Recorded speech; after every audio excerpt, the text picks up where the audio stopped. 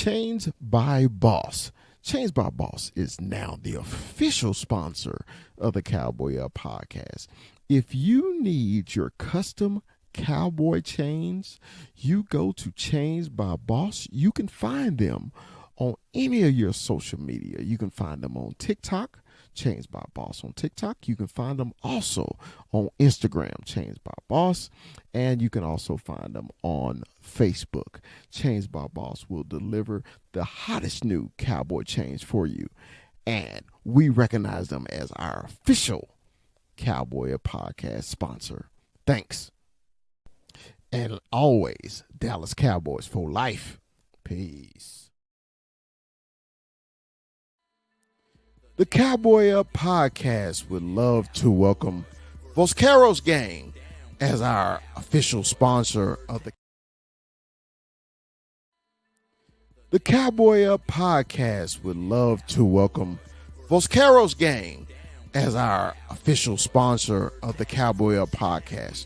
Vosqueros Gang has all your custom stickers, your custom towels, your custom tumblers, anything you need to represent your team, such as those Dallas Cowboys or even those hated San Francisco 49ers. Vosqueros Gangs have you. You can find them on all social media, especially Instagram and TikTok. The Cowboy Up podcast welcomes Vosqueros Gang as our official sponsor of the show. As always, Dallas Cowboys for life. Peace.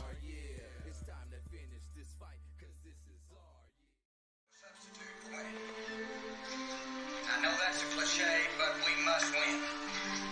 We will win. Win is the name of the game. Check it out. From Stop 6, Texas, it's the big fella. It's Dallas Cowboy Chris. And from the 915, El Paso, Texas, it's 21, Armando 21. And from the capital city of Texas, Austin, the Hill Country, is our man, Retrofit Sports. It's Rue. And from the great state of Arizona, he's Mikey 520. Stephen A. Smith will admit this team right here is legit, cause this is our year. This is our year. No wonder they be hating, cause this is our year. This is our year. This is our year. It's time to finish this fight, cause this is our year. The name of the game is win, we them Cowboys. First down, second down, we them Cowboys. Third down, touchdown, we them Cowboys. Everybody over here be some Cowboys. We be die hard, we be die hard, we be that blue. Second down and 3. And run it again. Oh, big C, Montgomery to the end zone. Stays on his feet and he's in for the touchdown. Get into that in a second. Oh, here's a little trickery. Straight Brown back to Goff. Flea flickers, got Laporta wide open. Sam Laporta, foot race towards the end zone, diving, touchdown. Execution's been so good today.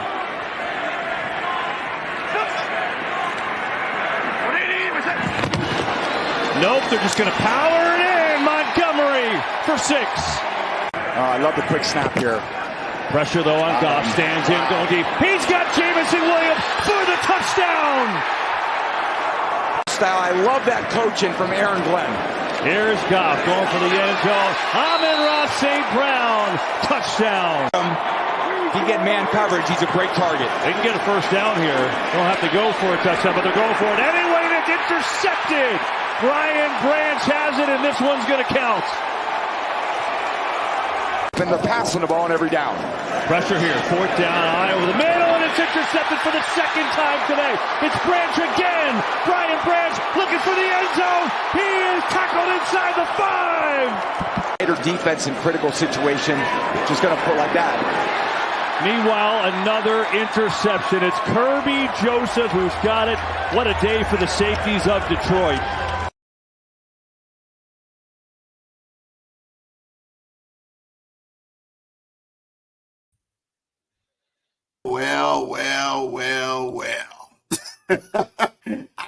I hated to relive that. I hated to do that to us. But the truth is the truth. Let me welcome the crew, man. My man from the 915, man, El Paso, man. Cholo Town is my man, 21. What's up, man? What's going on, 21? What's up, big fella? Hey, we chilling, man. It was, whew, it was tough. Yeah, it was rough. That was rough. It was even rough to rewatch it. I'm like, God damn. So this is what it, like I had PTSD. I was hiding under the little drawer thing I have here, man. Shit. Hey, man. And by the way, man, happy belated birthday to 21, man. Happy birthday, brother. Appreciate that, brother. Appreciate that. Hey, and from the hill country, man, the capital city of Texas, man, is our man. Retro Fit Sports is my boy. Rue, what's up, Rue?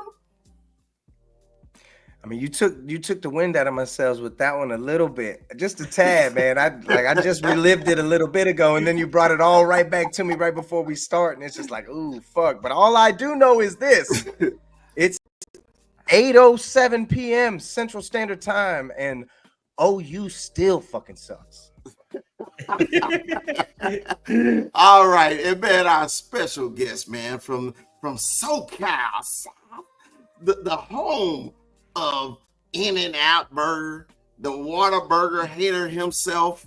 It's our man, member of the Cowboy Can fan. It's our man, Boots. What's up, E?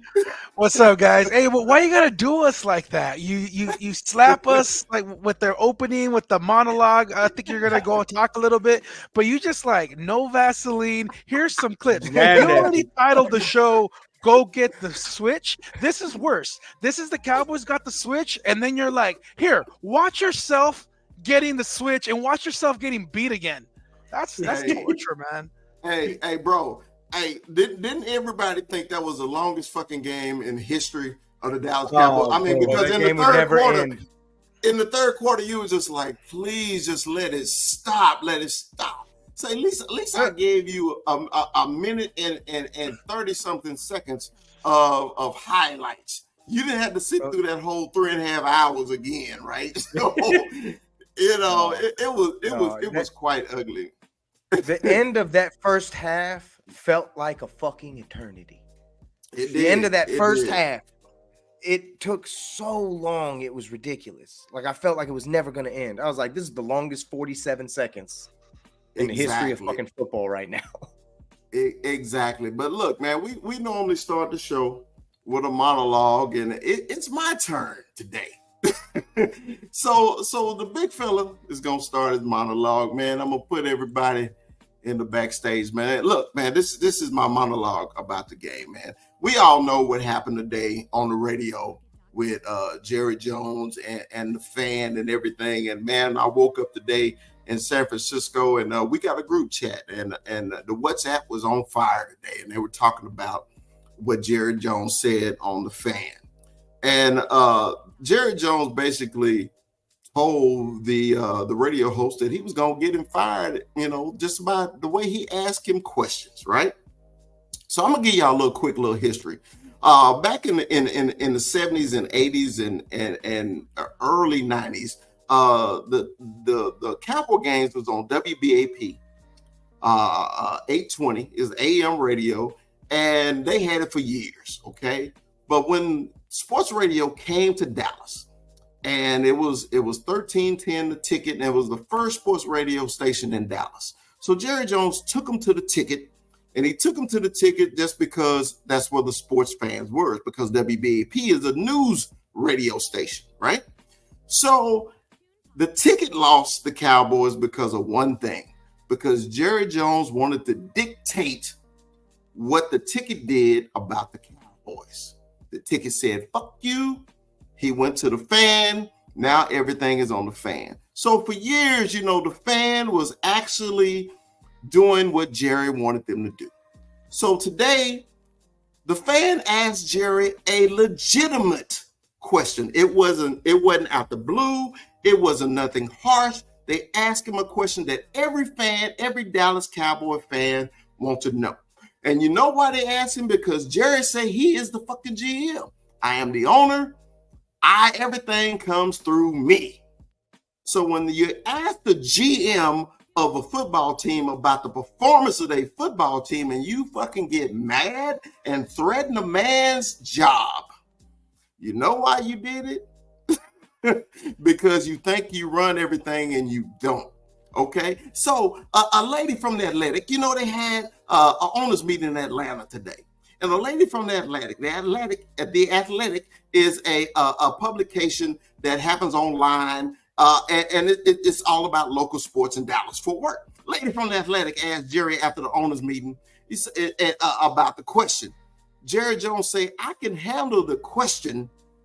I just can't accept the question from my own flagship radio station." So Jerry Jones said he can take the heat, but he can't take the heat from Dallas Cowboy fans. So every Cowboy fan, you should just pay attention to what Jerry just said. I can't take the heat from Cowboy fans. So now I'm telling every fucking Cowboy fan in America, in the world, to give him all the fucking smoke.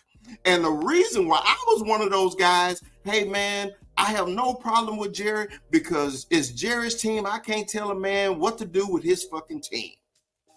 I have changed now. And the reason I've changed is just because that statement right there.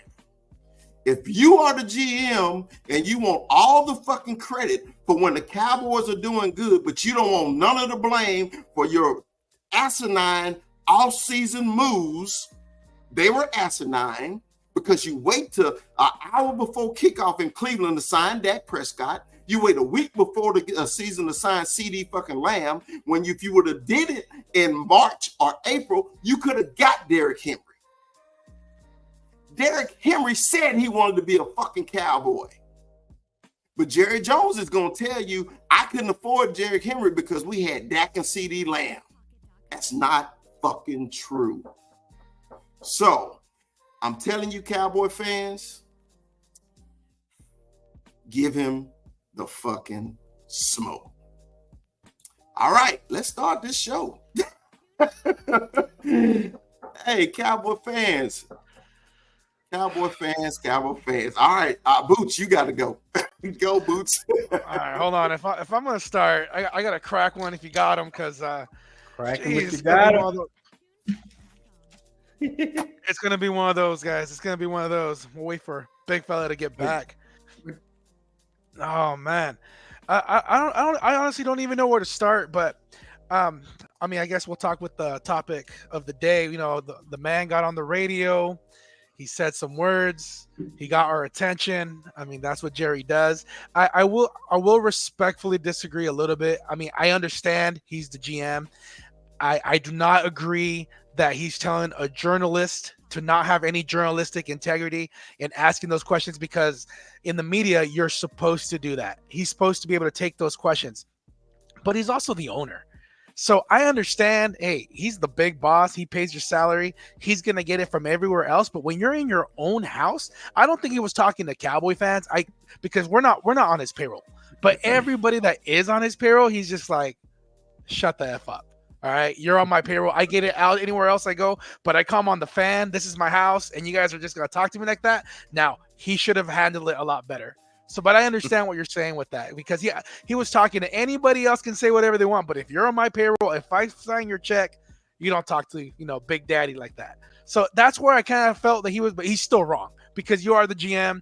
You're going to talk. If you're going to show up anywhere, you're going to be talking on the radio. You're going to be on the news. Doesn't matter. If you got a mic in front of you and you got journalists in front of you, they're free to ask those questions, and you have to be able to be held accountable without getting old man Jerry. And that was the classic opportunity to be like, hey, do you know who I am? Like, I signed your check, mother effer. Like, you're done. You're fired. You know what? Fire him right now. Let's get somebody else in there. He probably could have done that, and the producers would have been like, all right, dude, take your take off your headset. You're out of here. Get someone else in there. And then that would have been probably even a bigger story. But at the end of the day, I mean, Jerry, he spoke his piece. He's pissed. He's getting a little old. He's starting to show it. He's starting to lose that professionalism. He's wrong. I mean, I can't defend it, but I can kind of try to explain it. That's all I can say about that. I mean, man, at the end of the day, Jerry's always gonna be Jerry, but I can't I couldn't help but laugh, bro, because he literally exposed himself on that entire thing. I'm literally holding my side as I'm listening to this old man get mad at the journalist for doing his fucking job. That's his job. And he don't like to be held accountable. It's not a fucking secret. Jerry, just like Chris said, wants all the credit and none of the blame. He wants that perfect little chemistry of, hey, I put the pieces there. But this year, he doesn't really have that excuse. Last year, he could have rolled with it. I put the pieces in the places where they needed to be. There were still things that we were griping about, but the pieces where they were last season, they worked for what we needed. At the end of the day, we won 12 games, and then we don't need to talk about it. But fast forward to present day, this man moved like molasses throughout the entire offseason, just like he's done multiple years in the past. But this year, it's reared its fucking head and shown us you can't keep going to the bargain basement for every little need that you have, especially when your needs are starting to get pretty glaring. Last year's need for a run-stopping linebacker, it was glaring. You did nothing to address it. Matter of fact, you got worse. Not to mention, we got injuries to pile up on top of everything else. So it's like you didn't do what you've done in years past, because he wants to hold on to those 36 wins. He wants to hold on to that for dear fucking life, because that's all he can point to tell you, hey, I've done my job. I did my part. I got the pieces there. He didn't finish, or this, that, and the third. It's always somebody else. Now, and it always really has been focused, but it's magnified because the team looks like shit. The team doesn't look good. And that's really what's reared its head after 36 wins. This looks like a 500 ball club, and it's going to be against really bad teams. And that's the product that we've seen. And we'll get into it more, but that's it for now. You're muted. You're muted. I'm pretty sure the big fella said 21. It's your turn. Yeah, I'm sorry. So you guys see? I put up a new band right there. Look, that's the new T-shirt right there. That's right there, right? Fire the GM, right? But maybe the GM should retire. Maybe it's that time. Today, I want to say this was Be Real right here. Be Real Minds. Big shout out to my boy Brandon, if that's him. But it was good for Cowboys. We're starting to see the cracks in Jerry. It's starting to I want to say all the backlash is kind of hitting home, I guess. So it was a good thing to see it, I guess, in a sense. This man is finally getting a taste of his own medicine. He's seeing that the shield is broken right now, right? This was bad. At home, you get as we call it a good old mollywop at home. It's tough to watch as fans, right? And what you did today, as far as threatening this man for his job, and I think Corner said that's not his boss, but we all know Jerry got pulled in Dallas, and Jerry can fucking get you fired if he wants, right? So I just think that was a slap in the face to all Cowboy fans, kind of saying, you know what, it is what it is. I'm not gonna talk about what I didn't do or what I should do, but. We're starting to see the chinks and the cracks in the armor now, right? It's starting to affect him, and the fire the GM movement is big on Twitter. If you guys are on Twitter, big shout out to all the guys on Twitter. If anybody's here from Twitter, big shout out to y'all, man.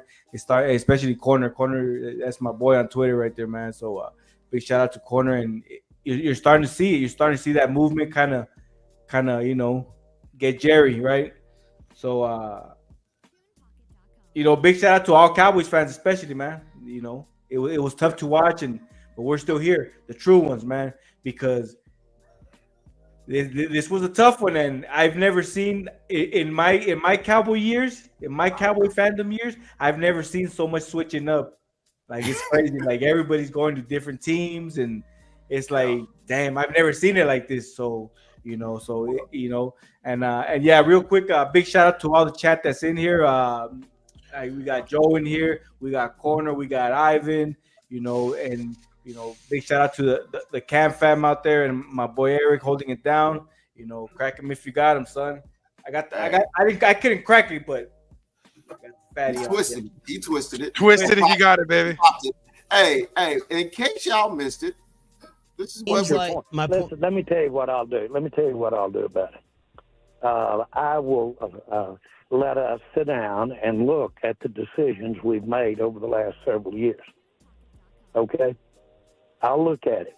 Now, if you think I'm interested on a damn phone call with you over a radio and sitting here and throwing all the good out with the dishwater, you have got to be smoking something over there this morning. I'm not. And I really don't, and I don't even want our listeners to listen to me, to talk about, this is not your job.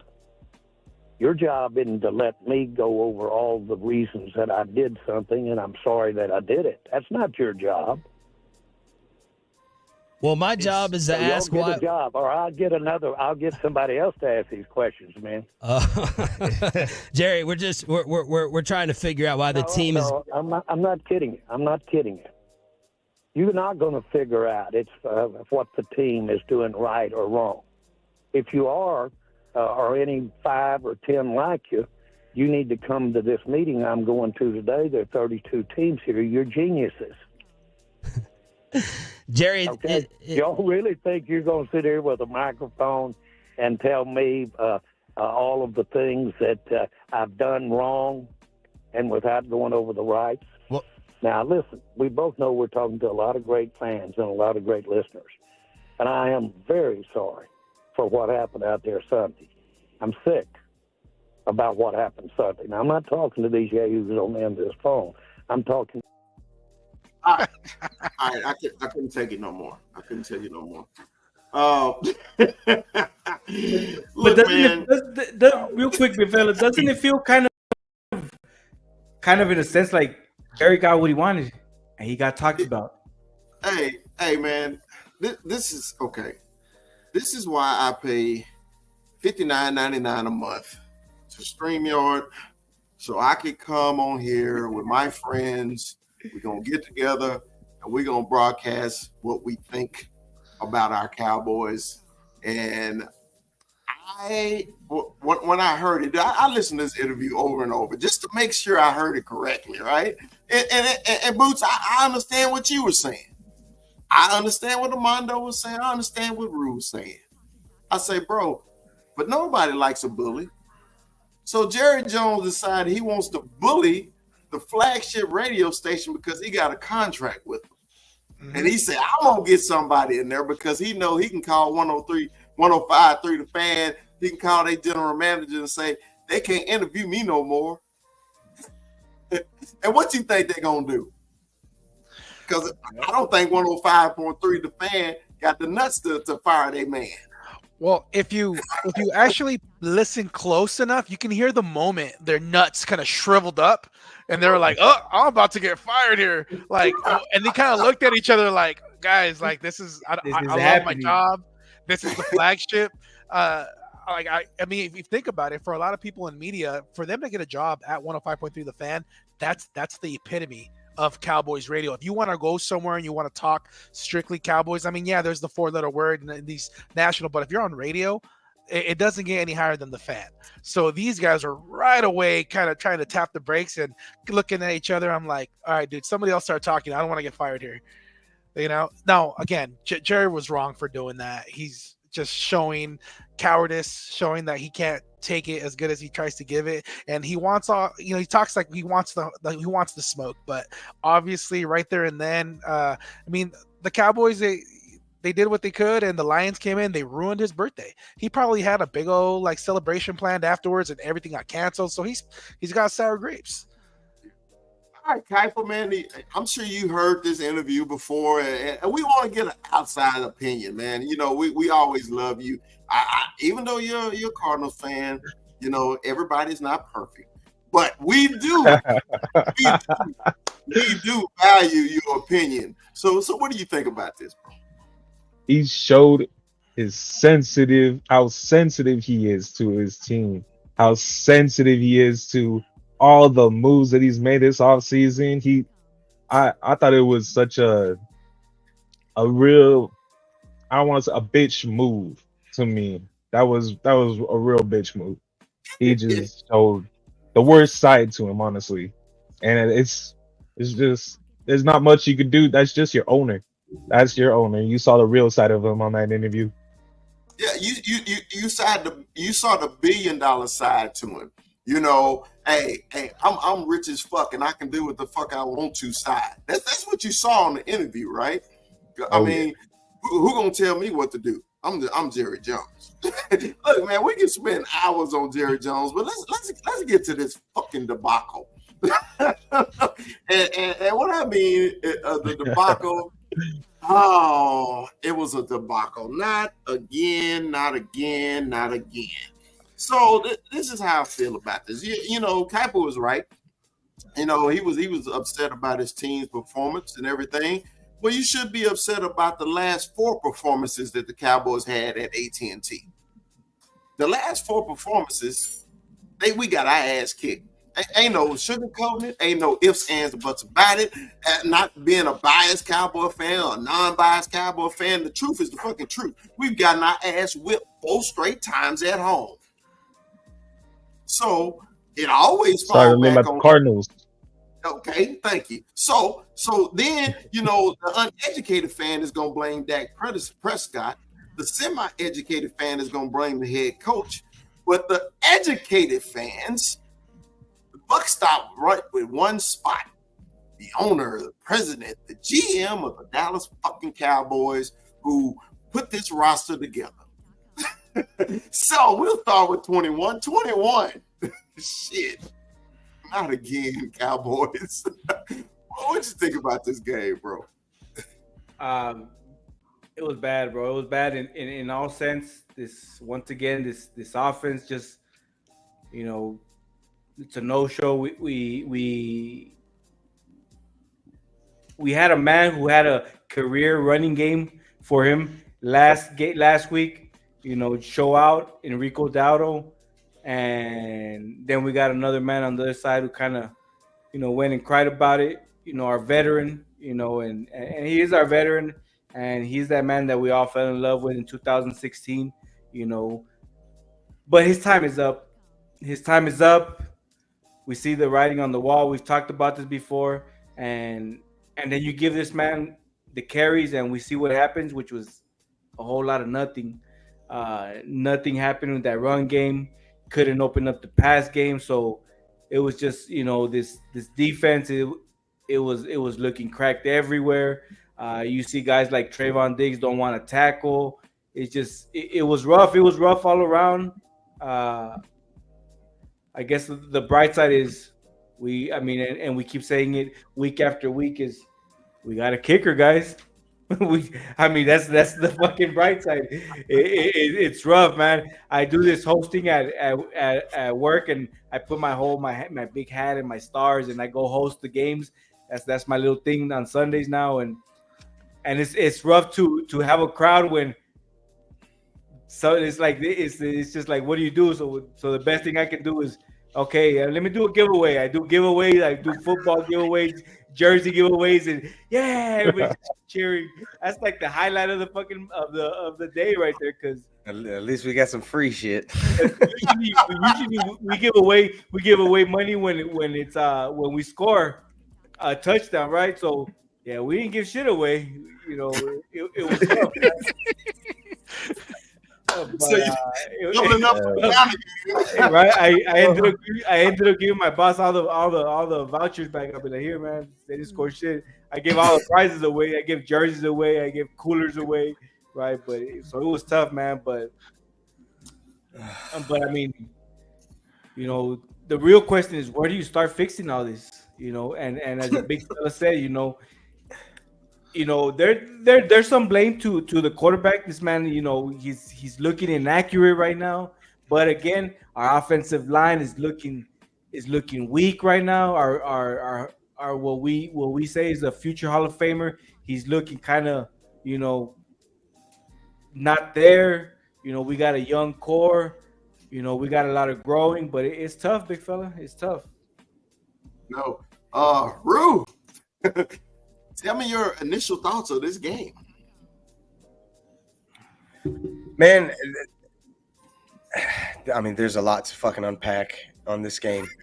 And I swear to God, man, if I see another 3:30 game where another receiver gets blinded by the light because they can't just pull the fucking curtain in that damn stadium so that people can see on the field and you actually have a home field advantage. Like, it's everything from the top down. This organization is a pain in my ass.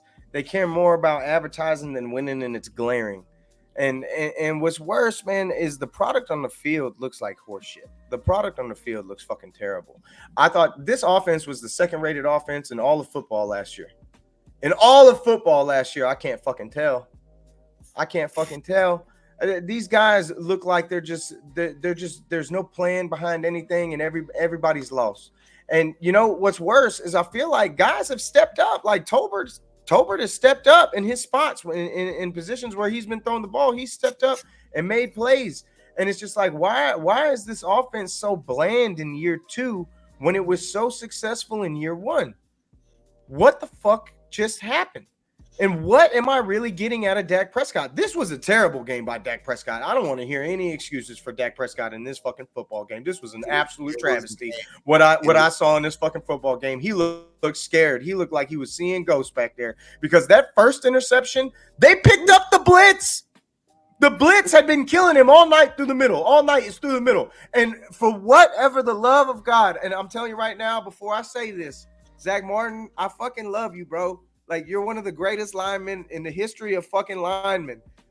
The man looks human. That's the worst thing I'm going to say about Zach Martin. He looks human. That's all I'm going to say. I'm not going to say anything else about Zach Martin because I fucking love you, Zach. But fuck, man, you look human as shit right now. And it just came through the middle. And I'm trying to remember his name. The defensive lineman for the Lions. He gashed us in the middle. I think he got 2 or 3 sacks in the fucking game. I'm trying to remember his name. It's like 57 or 58. Lee McNeil? He's got dreads. Is it McNeil? Yeah, okay. It's McNeil. Yeah. Bro, he killed us. He killed us on the interior all night. Wreaked havoc. But the one time we pick up the blitz and you can literally set your feet and just wait. And if you look at your progressions, Fergie in the corner, like Fergie right there, that's a throw you can make, throw you do all the damn time. But what does he do? He throws this lame duck of a ball that ball I haven't seen him throw, and I don't even know how long. And they picked that shit off like it was backyard football. I was like, what was that? What am I looking at? And just the sheer idiocracy of the play calling in different situations where you're looking at the first 4th down where they have Turpin running the out and in, and I'm just sitting here and I'm just like, it's 4th and 2. Like you're basically you're counting your chips in because we just let up 27 points in the first half. You're trying to create something, anything. I get it, and I think at that point it was 20 still. And you know, you can argue for the play call or for the referees and all the other bullshit, but I'm not relying on referees to show me the way to victory. And at the end of the day, this offense is stale and stagnant, and the defense looks even worse than it did last year. And I get it. Micah's out, Law's out. Like, we have injuries. We've got some guys kind of working their way back. I understand that part of it. But that doesn't excuse my offense. Like, what happened? What happened to my offense? My offense should be able to carry my defense a little. My offense was putting up 30 fucking points a game. Where'd that go? We're putting up barely 20 week in, week out. We didn't even score a touchdown this week. Not even a tub. Not one tub. Not one. At home? At home. I say we ban the blue jerseys at home. And I say, we pull the fucking curtain when you have a 3:30 kickoff, because fuck you, Jerry Jones, for your aesthetic and bullshit, because you wanted your advertisement to face the fucking highway. Asshole. Thank you, Rube. All right, Boots. Your initial thoughts on the game? Oh my gosh.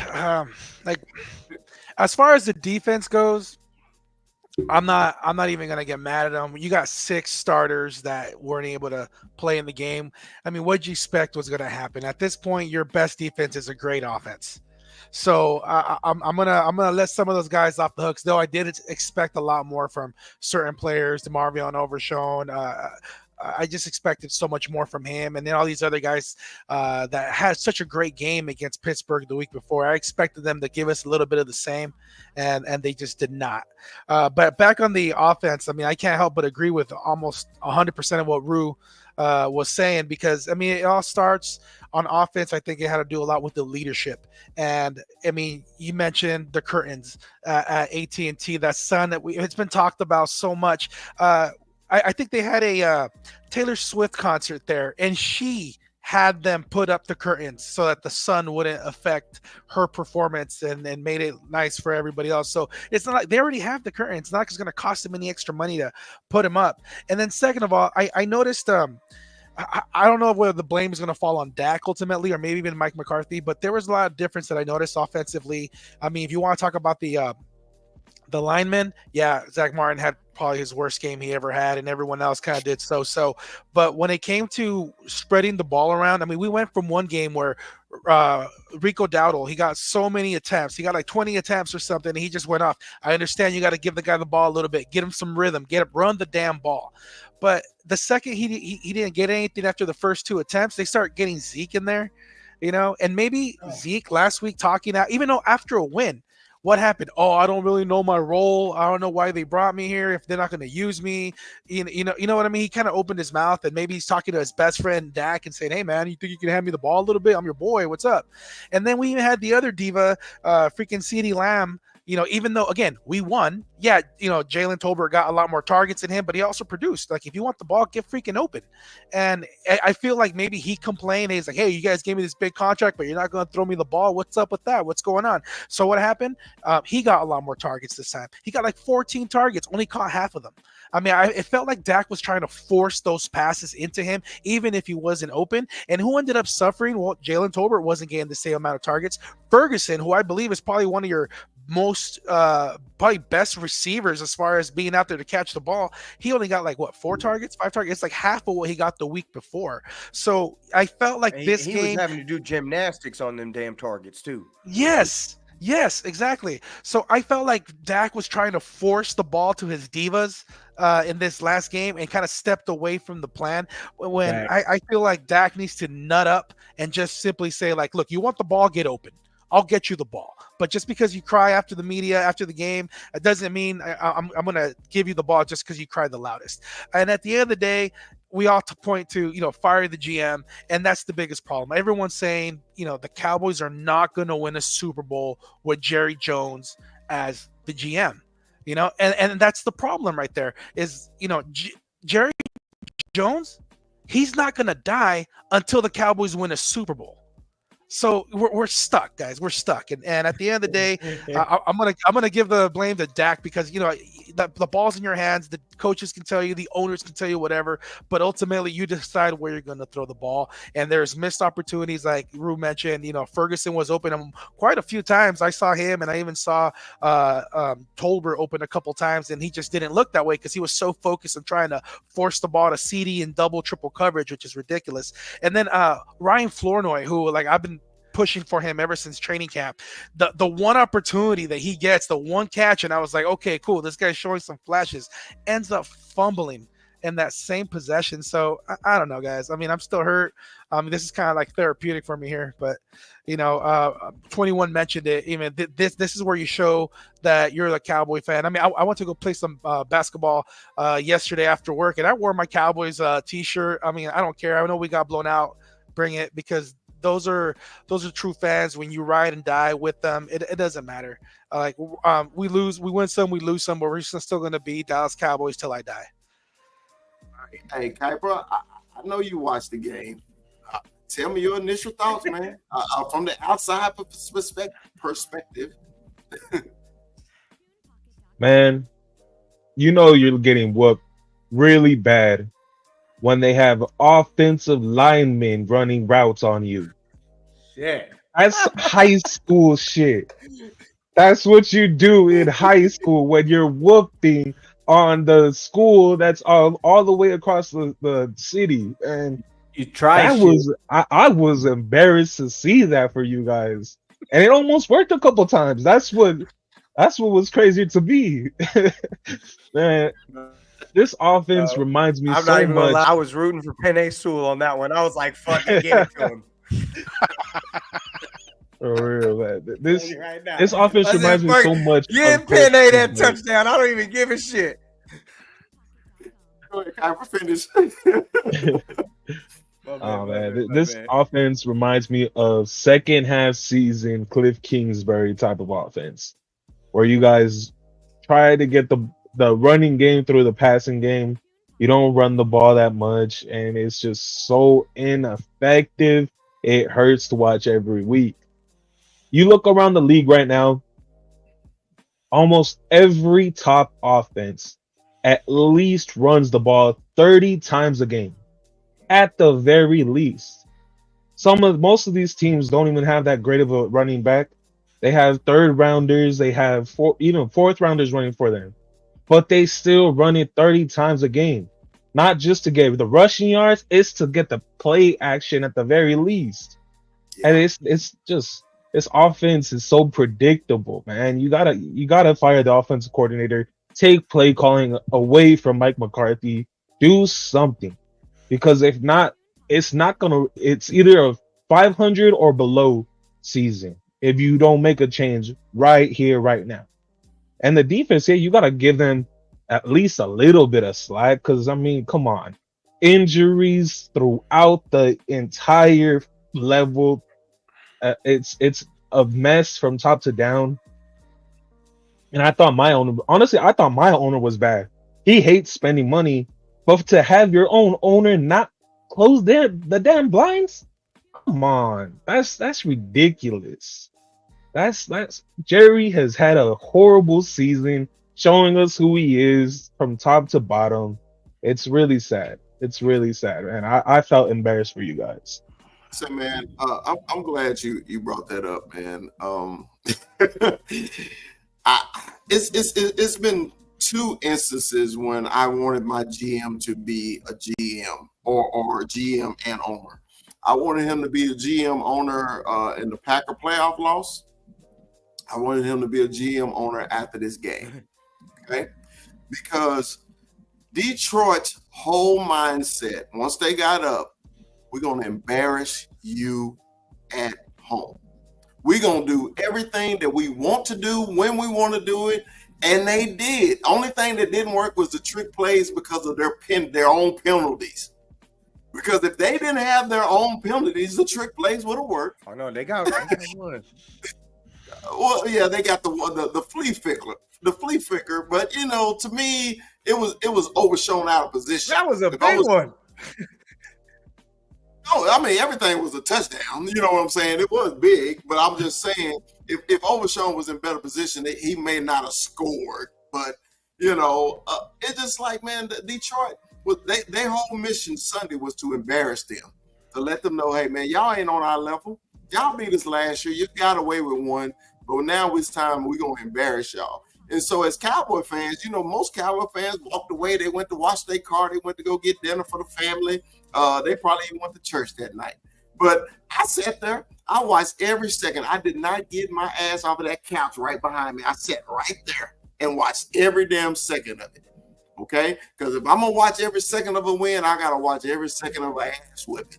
Okay, so when Johnny May Kelly, my grandmother said, "Chris, you get your ass out there and get me a switch." I already knew what happened, what time it was. So basically the Detroit Lions was Johnny May Kelly and whooped that ass. So that's basically what happened, man. And I got a question. I brought this up while Boots was talking. Where was Rico? And I ain't saying this to dog out Rico. I'm saying this for Mike McCarthy. Mike McCarthy, where was Rico? Remember I said this for the last couple of weeks. Running backs need to get in rhythm. They need to get in rhythm. They need the ball. They need carries. And when you give him the ball once a quarter, twice a quarter, how can you get in rhythm? The Lions knew that the Cowboys had to throw every play. And by the way, before I go any further, hey man, Godspeed to my man Aiden Hutchinson, my Michigan boy. Soon as it happened, I saw it when it happened, and it reminded me of the Dak injury, and I was just like, oh shit, he's hey man, shouts out, man. It's all about love here, man. I hate to see any player hurt. And hey, shout out to Aiden. But when the Cowboys became one dimensional, that's when it went straight downhill. You know, right before halftime, they decided to go for it on fourth down on their own 40-yard line and didn't get it. They didn't come close to getting it. And the first thing I was thinking, man, the Lions finna put up 7. And they get the ball at halftime. That was a 14-point swing. It was a 14-point swing. 21. I know you. All offseason, we were so happy last week when we saw Rico get the ball. Bro, what is Mike McCarthy doing with Rico Dowdle? And I think this leads back to that man Jerry. I think Zeke went and we saw the media last week, and Zeke went and said, "Where's my touches?" Right, and we all know Jerry was a big Zeke guy, so I think this all stemmed from that, and I feel like he was the one. Hey, Mike, I need you to give my boy the ball. Shut this other guy down. When he just had a career game, but we need to shut him down, and we all said the same thing. This man had a career game against Pittsburgh. We said, here it is. Here's this run game that we've been asking for. And this week, we go back to 15, and I get it. There's nostalgia there. There's love there with Zeke. But it's not there, man. It's not there. This is a run that's not opening up that pass game. Last week we saw it. Pittsburgh decided to say, hey, okay, they're running the ball, so and we saw CD get open. We saw some guys get open. But this week, I don't know. I mean, that was where's Waldo now? Where's Rico at? Exactly. That's what I was. That's what I was looking for. Where's Rico? And whenever he did, I was like, okay, he's in. But it was just, it was crazy that you had Zeke in the media, and then all of a sudden this is Zeke's game, and we see nothing from this run game, and it was tough. Boots. Where was Rico? Rico was being utilized in a whole different way than I thought so. I mean, did you see that he got more targets than Ferguson catching the ball? Like, I don't understand that. I really don't. He's a running back for a reason. 21 just stated he had his career game. We needed him to open it up. We needed him to get the rock more often and just be able to do what he does with the rock. And because, again, Diva, Zeke probably went to Daddy, Jerry. He's like, come on, give me the ball. That's why I'm here. And they had to change the game plan to try to make everyone happy. And then, we saw the results of it.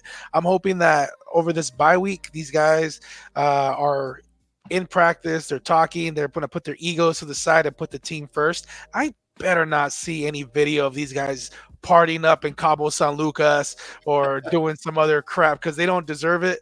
They need to be at the Star working on their game, trying to come up with a game plan.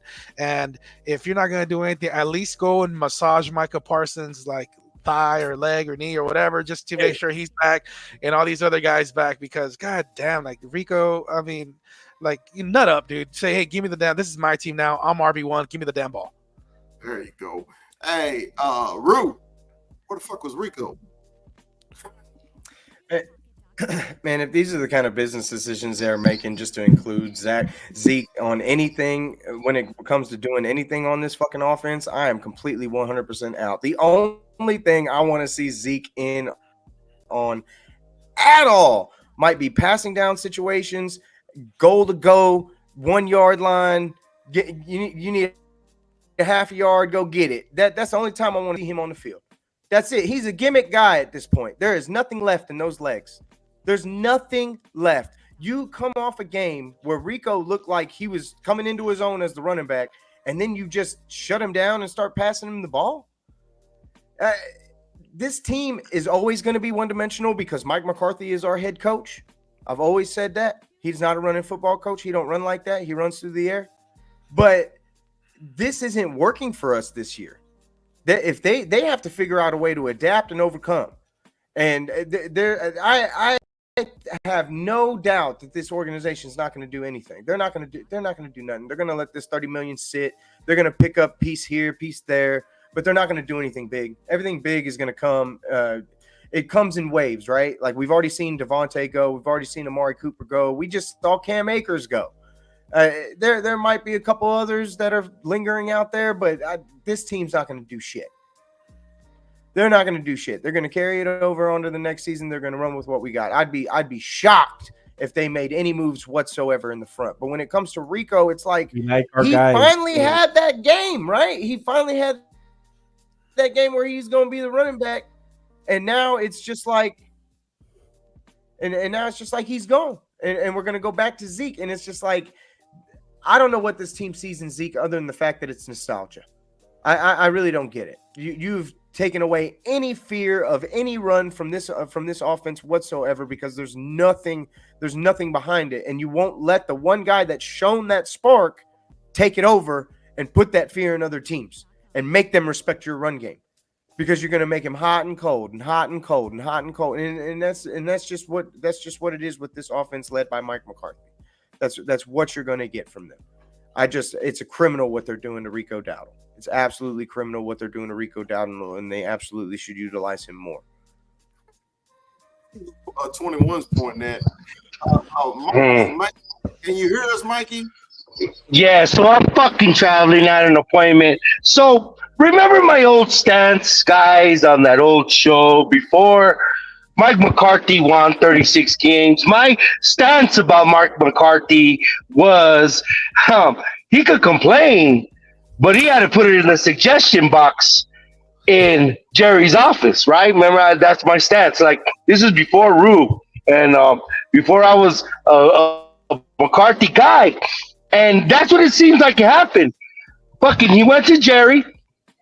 You notice the two drives that Rico had in the beginning with rhythm, we moved the damn ball, correct? And then they were circumvented by two other drives. One was a 3-and-out, and one was like a 5-and-out. That Zeke played in. You know, my taste for Zeke or anything that he had before is being diminished by this crybaby ass bullshit.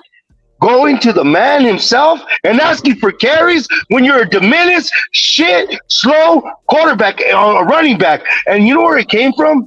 It came from the Steeler game where the game was put in Rico's hands and he almost fumbled it, or he fumbled it and almost lost the game.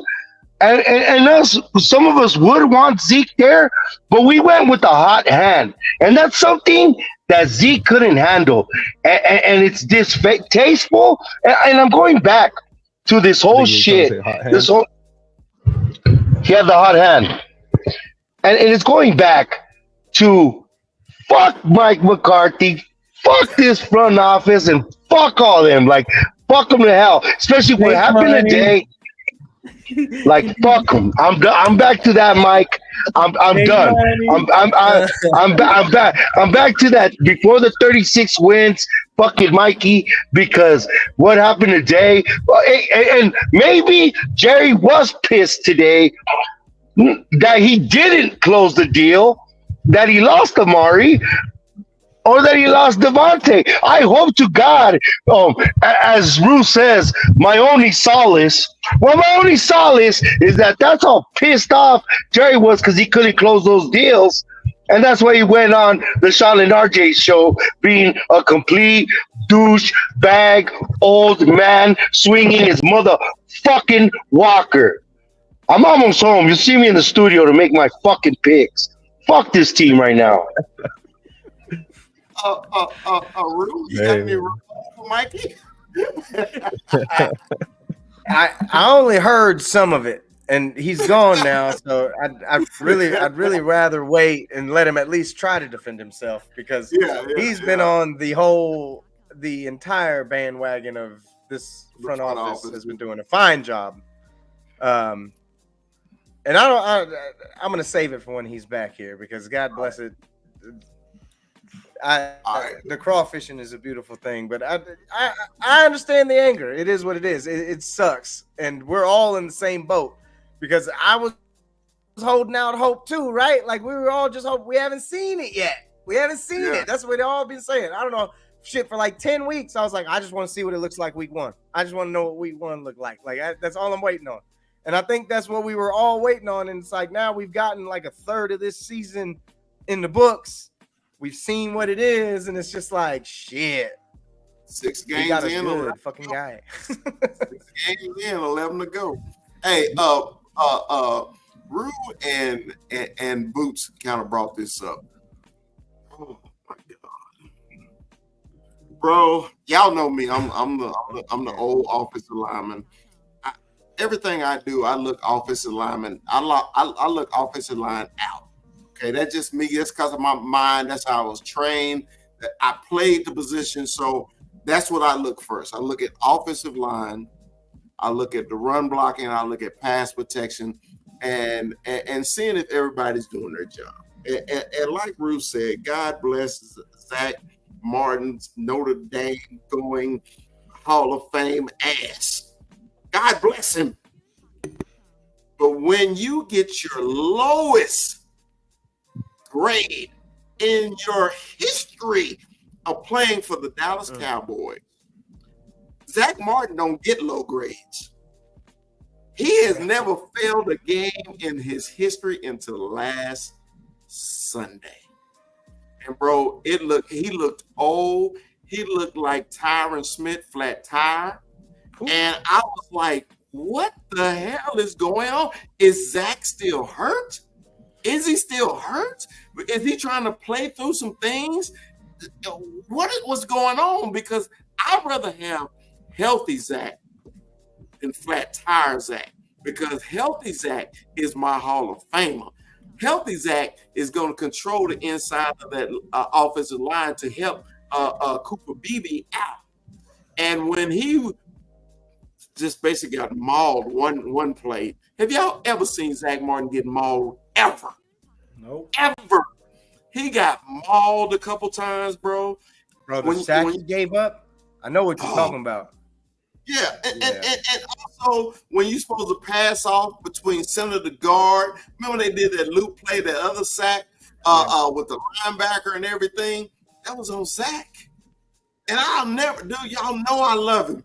Y'all know he's the fucking first ballot Hall of Fame. Okay? Him, Larry Allen, and Eric Williams are 1A, B, and C to me.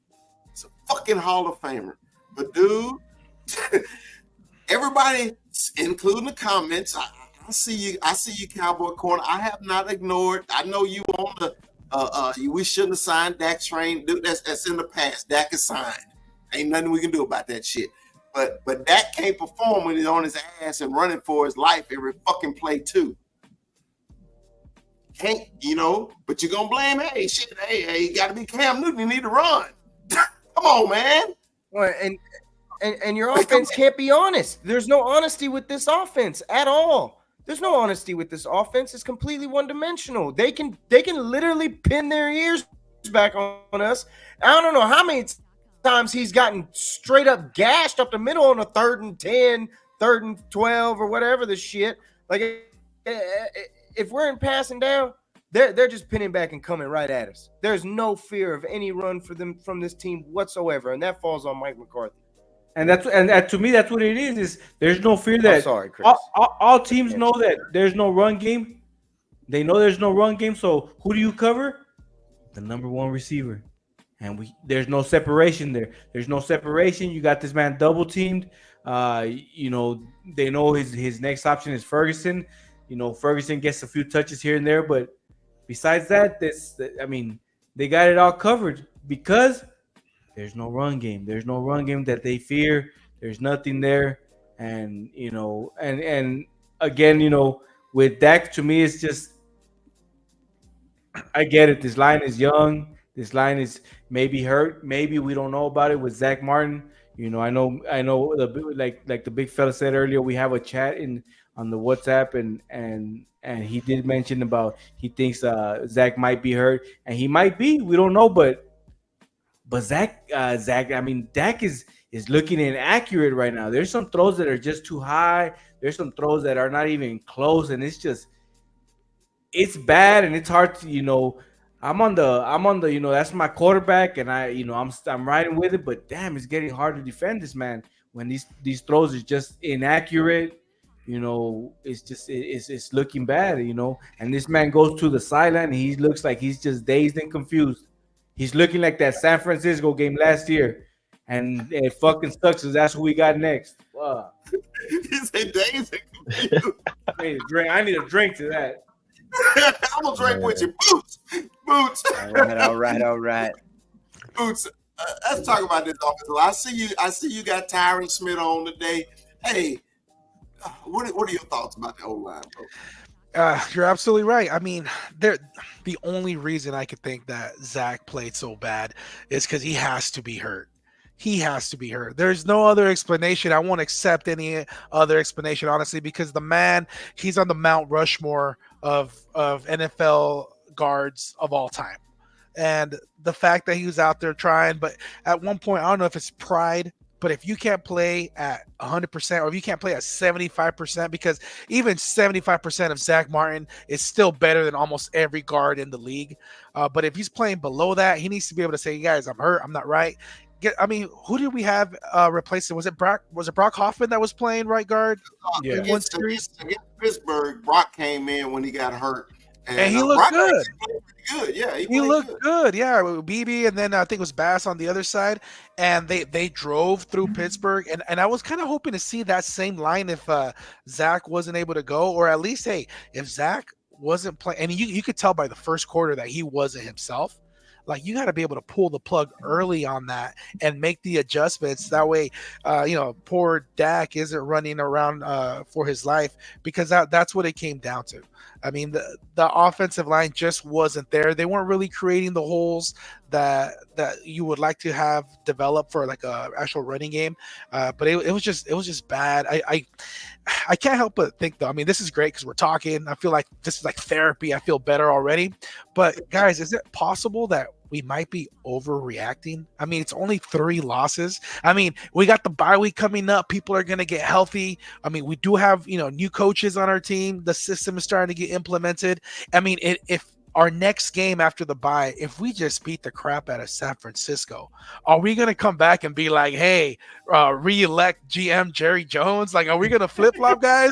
Like, because I'm just saying right now, like, we had one bad game, but how many times have we seen so many great teams get their asses clean? Just it was just a whoop. I mean, the Cowboys got their cheeks clapped. I mean, everyone saw it.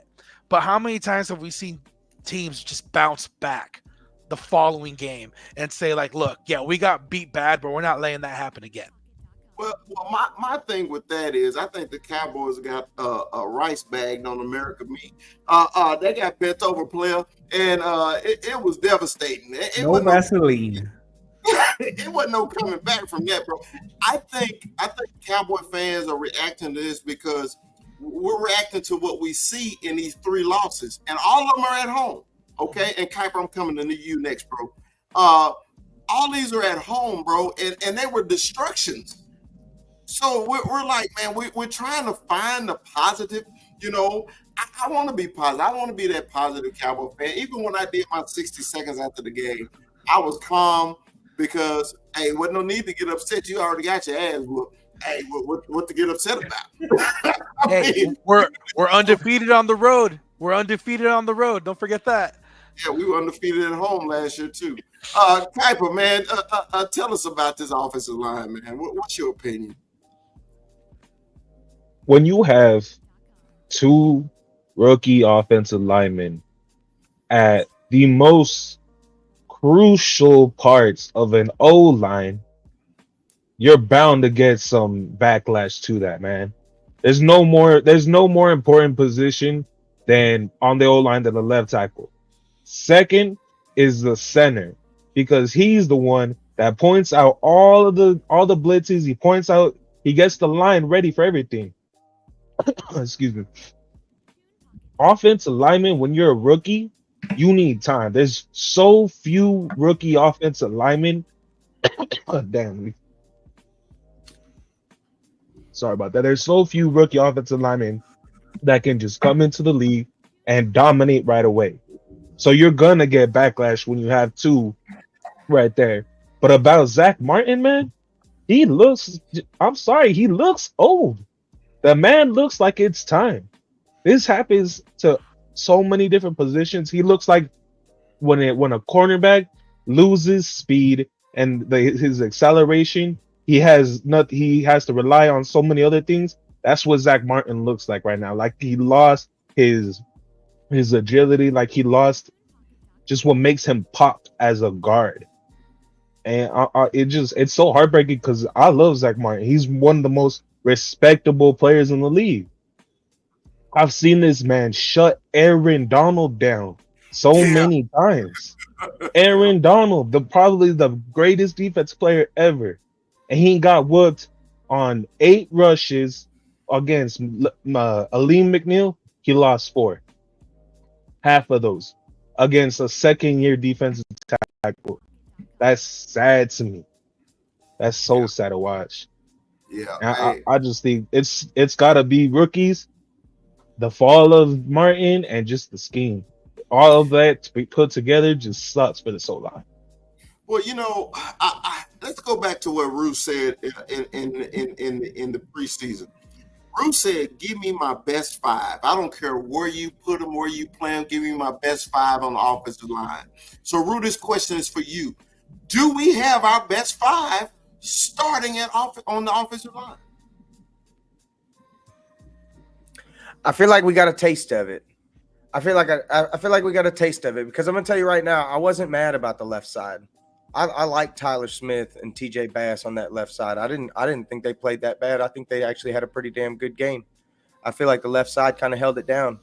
Zach Martin, I respect Zach Martin too much to talk too much shit about Zach Martin, man. Zach Martin's one of the greatest players of all time. Like, that dude can play some fucking football. But I've never seen Zach Martin get beat. I don't even think I've ever actually watched Zach Martin get beat on a sack. Like, by himself, it was his fault. Straight up got beat in my life. I don't think I've ever seen it. I think that was the first time I ever saw Zach literally get pushed back.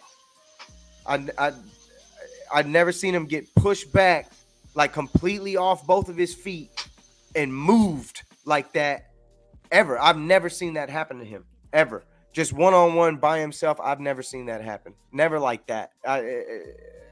If it's happened before, then I didn't see it like that because he looked like he absolutely got dominated up front. And, Terrence Steele definitely doesn't help him on that right side. Terrence Steele is a freaking problem. And, Cooper Beebe's a rookie. And honestly, I wouldn't hate moving Guyton to right tackle. I wouldn't hate bringing Brock up. I wouldn't hate it. I wouldn't hate a little revamp to this offensive line. I think it'd be better if we had Brock at center and BB at guard. Hold on. Go ahead, Rue. Finish. Go ahead, Rue. Sorry. But and that's really it. And honestly, I don't disagree with what he said. You put maybe if Martin isn't 100%. When I did it in the beginning, when we were first started talking about drafting Cooper, what we were going to do with draft pick Cooper Beebe, I was thinking you stick Brock there, you put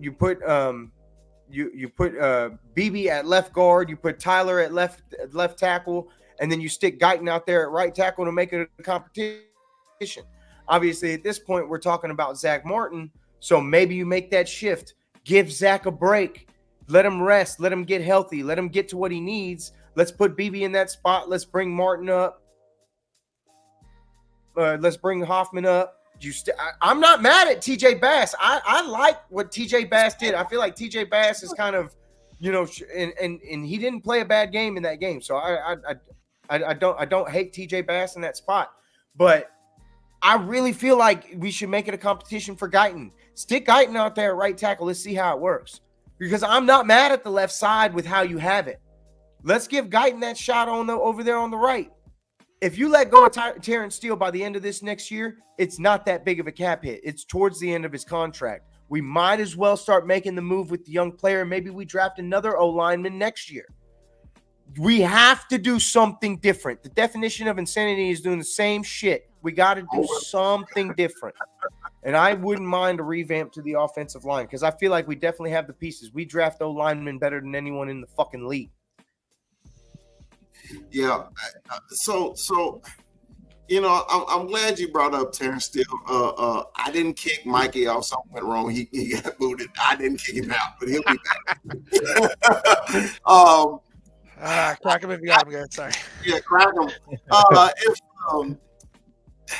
If we can't go, I was wondering what the fuck happened. Because I was like, where'd he go? I wanted the T on that. I was like, did he kick him off? No, did he go full Jerry Jones? No, this is the show. I will not get flipped off on my own show.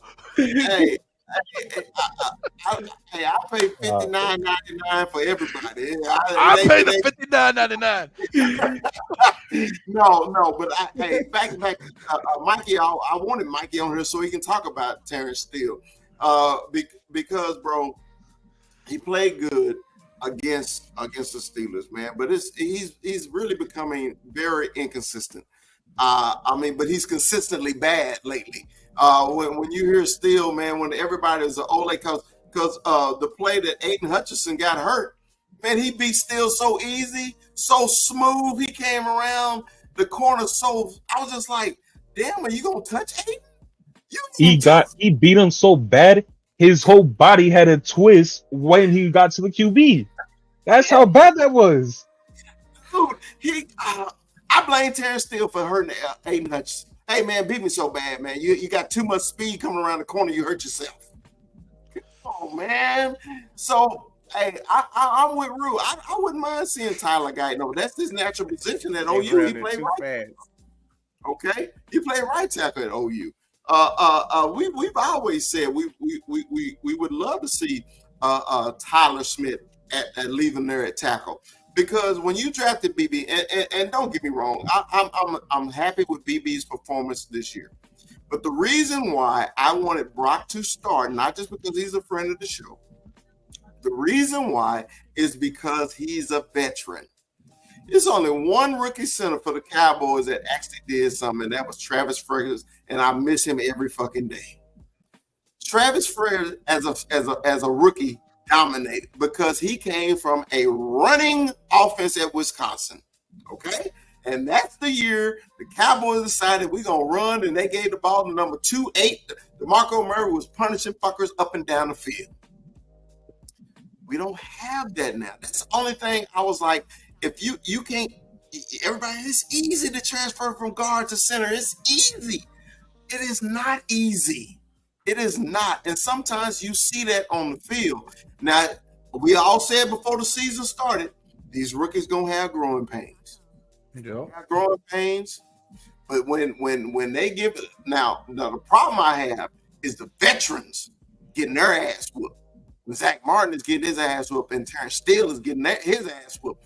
That's the problem I have. Okay. Tyler Bass has come in and secured the guard. Big shouts to Bass, man. He came in. You don't even notice that Tyler Smith ain't even there no more, right? So you don't hear his name. Remember what I said? If you don't hear offensive line's name, they doing good. So you ain't heard Bass' name called not one fucking time. Yep. So, all right. Enough about that. Let's talk about this. I had another rant.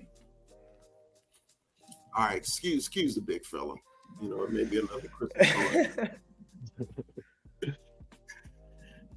Oh man, I have the play on this one.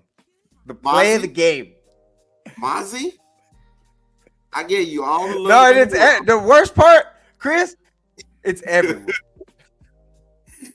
But dude, when you go back and you watch the game, and then I was chopping up these highlights and everything, and you see number 58, like he had the roller disco. You know that new show coming on HBO Max. You know, the roller skating show. You see the big ass black man with dreads roller skating backwards on the fucking football field.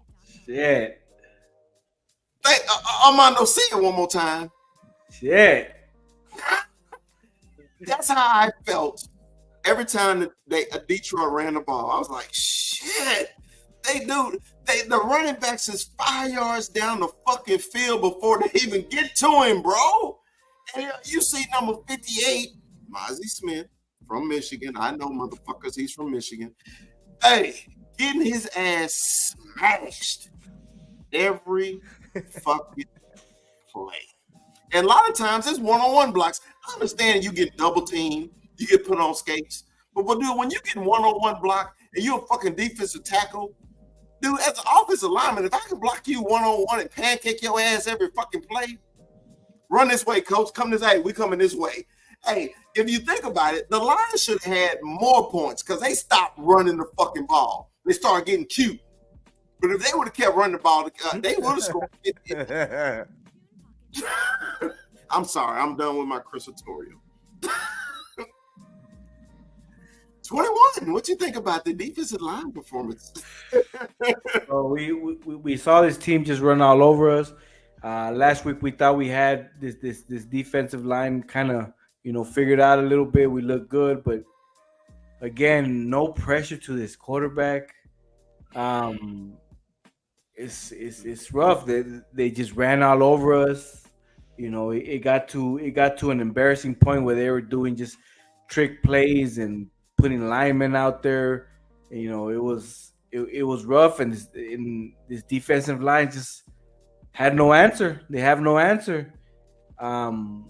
They were getting pushed around. You saw Mozzie just get, pushed around like nothing. I mean, it's tough to watch, and I get it. They got good running backs, but it's just, man, it's a total. What is it, like a 180? From Pittsburgh to Detroit, and it was and you're thinking we're at home, and it's fixing to be another good defensive show, and nothing. It was tough to watch, man. I was hoping that no name defense would do something. Boots, what you think about this defensive line, man, and their performance? I think you called it, man. We shouldn't have drafted any Michigan defensive tackles. We should have gone some out of Texas. I think that would have solved the problem right there and then. But I mean, we got who we got, and we're stuck with it. I mean, I think the biggest thing is Rue agrees. He's got good taste. Yeah, Rue agrees. But at the end of the day, I mean, this is who we got. I think we got a scheme. You okay there? You okay there, Chris? All right. All right. Hey, I gotta take it. Hey, yeah, I'm taking it. Come on, you getting your ass whooped? You getting your ass whooped? Come on. Yeah, might as well get it in. But I mean, you got to play your man's strengths. Like you said, they look like they're playing on skates. I mean, supposedly we went out and got some beef. Yeah, I know it was from the clearance rack. We got some guys, Phillips or whoever. They're supposed to be these big 350 pounders. They're not supposed to be pushed. They're supposed to be big space eaters. Where are they? They're on the bench. They're kind of hanging out there. I mean, I don't care how, even if you are wearing skates, if you're that big, you're not going to be that easily pushed around. Why aren't these guys getting the opportunity to play? Why is Mozzie Smith getting so many reps? I mean, I know he's our starter, but I mean, aren't we done with the Mozzie Smith, with the experiment that was Mozzie? Because I think he's had his fair share. I understand he got hurt a little bit last year, but we've seen, I think his high ceiling, his potential. What we see is what we get. He's not the answer. We need to move on from him. And I don't know who said it earlier, but we have all these guys, on our bench. Like, let's get some of these younger guys involved. Let's give them a shot. It doesn't look like Mozzie's going to get re-signed. I think his contract is up this year, if I'm not mistaken. It doesn't look like we're going to re-sign him again anyway. But I just feel like they're forcing it by having him in there.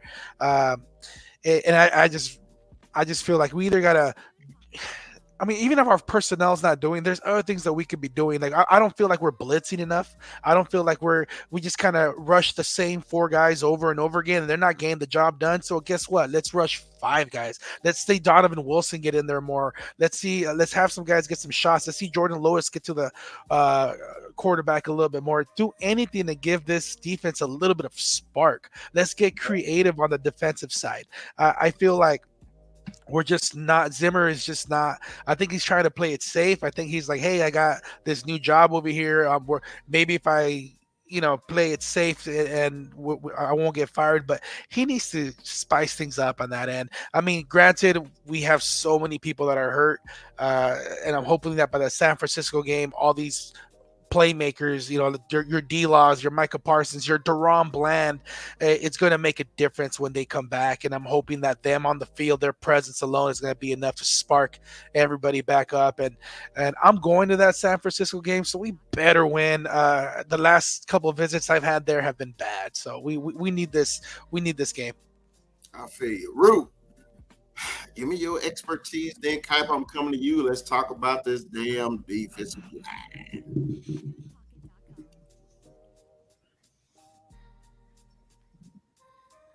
You hear me, Rue? The play that stuck out to me was it was a play. I feel like it was in like the second quarter. I feel like, and Tom Brady circled the entire defense. Basically, we were running an 8-man box. He said, "Look at all these linemen. They're playing the run." Bro, he said that, and then they broke it open for a 20-yard run with David Montgomery. I see the Overshown coming around, getting blocked into an arm tackle. I was like, you tried, you failed. I see Donovan Wilson making business decisions, making arm tackles. And David said, "Little boy, get the fuck off me. I'm trucking this bitch down the field. Like y'all are not stopping me today." Man had 2 touchdowns. God don't even know how many yards at this point. I'm sure he cracked 100. But it was an embarrassment from this entire defense. And what's funny about that play? Oso Digizua was the one who made the tackle. That's what was funny to me about that play. Because we talk about this interior defensive line a hell of a lot. But on that 20-yard run down the field, yeah, he was fucking hella late. But damn it, Osa made the damn tackle on the play. So this man went from there to there and made the play. But this whole scheme, the shift of it is wild because it looks completely different and it feels like it did before we even had Parsons. And I'm trying to remember in my mind, it's like at the end of the day, I lost Parsons, I lost D-Law, and within 3 plays, I lost Marshawn Nealon. So I'm literally playing with spare parts here. So I feel like for what they had as a whole, they really did their part, though. Sam Williams, shit, before the season even started. I mean, there's so many pieces that we've lost where I feel like even in this game, the defense really did play their part as much as they were on the damn field. Like it wasn't great. Like don't get me wrong. They got used and abused, but there were times where they held their own and our offense just kept failing them. 3 and out, interception in the red zone. I mean, it's pretty glaring on both sides. Like we've really been this whole season we've been shitting on this defense. Yeah. But for me, it's like it is everything at this point because even the offense is doing the defense no favors. Yeah, true. I mean, they tired, boss. They is. All right, Kuiper. Kuiper, what you think about our no-name defensive line right now? Man, I played this Detroit offense, man. They had $170 rushing on us. Okay, like 120 of that was from the first half. They ran through us in the first half. In the second half, they had no points. Why? Because our defensive coordinator schemed adjustments to stop their run. Okay? The Cardinals don't have anybody on defense. We have one name that's Buda Baker, and he's a safety. We have no defensive lineman. So I have no sympathy for injuries to the edge position for stopping an offense that runs north and south. I blame. I've been saying this for weeks now. Mike Zimmer's not the coach. Nope. He hasn't helped any of the D linemen, any of the DTs, or the linebackers with scheming ways to stop the run, with scheming ways to blitz. You could scheme a blitz to stop the run, man. I just don't see why Mike Zimmer is so reluctant to switch things up, to move players to different spots to help them and their success. You got Diggy Ozua, he's 280 pounds, and Mozzie Smith is what, 340? Mozzie's not a run stopper.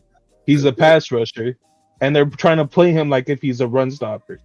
And it's not working, man. It's not working. I blame Mike Zimmer more than anything. Just it doesn't work. I hate your guys' coaches more than I hate my coaches, honestly. Well, at this point, we are too. Hey, my final subject, man, before we get to our picks, man, to end the show. Let's talk about Mike McCarthy, man.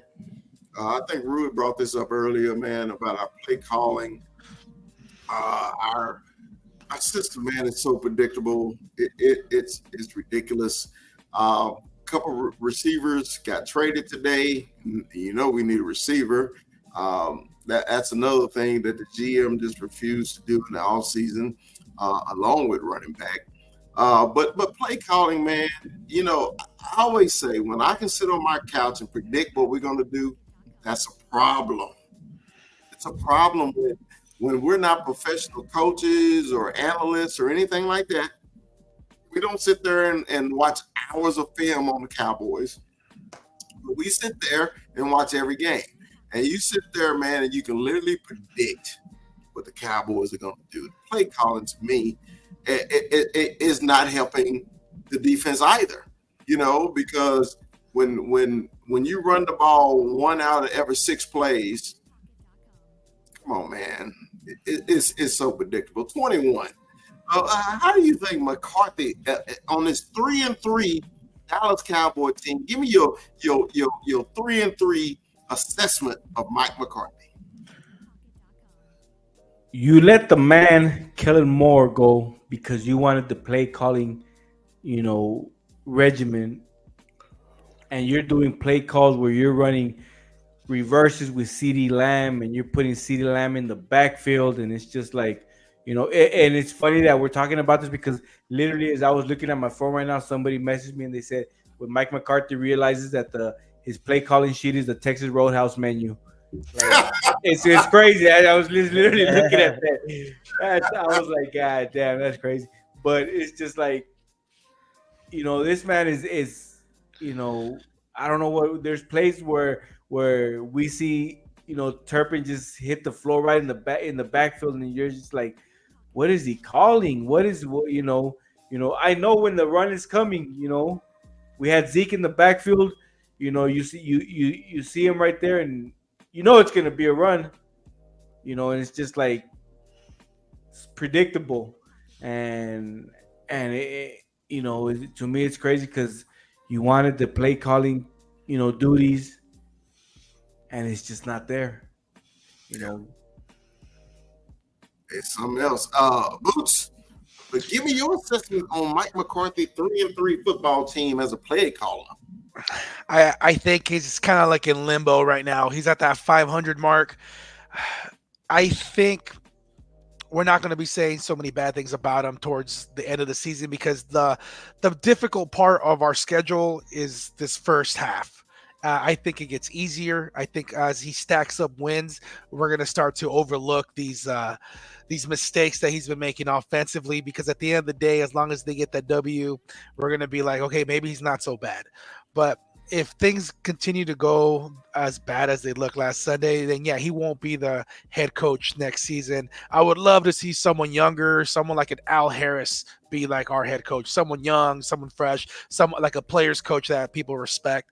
But because, Dak's with us for another 3 or 4 years, that's not going to change. And as far as McCarthy, if he gets us to that, well, I mean, we're already talking about playoffs, but if he even gets us to that, NFC championship, then he's going to stick around for another year in that fifth, because he's got a 5-year contract, if I'm not mistaken. So he's secured through 2025. If he continues to get us those winning seasons, but if he doesn't, he's going to be out. But 21 said, this guy's taking over the play calling, and he's not doing a good job. He's very predictable. I think the first 2 games, I think we were running on almost every single offensive snap on first down, and it was just like I would put money that we're going to run the ball. And if I can do that, these professionals on the other side, they can scheme for it, they can prepare for it, they can stop it. If you know the play's coming, I mean, you're a Michigan guy, you know what it's like to steal signs and know what the play is going to be before it happens. So, I mean, that would explain why our offense hasn't been able to move the ball so much. Hey. But you know what I mean? But yeah, like at the end of the day, it's hard to get a good read on McCarthy. It's only been 6 games. I think we might be slightly overreacting. If we start to stack up some wins towards the second or third of the season in these next couple games, we're going to cut up some slack. So, man, you can't be treating me like Gary. You can't talk to me like that, man. I forgot. You pay $59.99. Rue, give me your 3-3 assessment of Mike McCarthy as a play caller.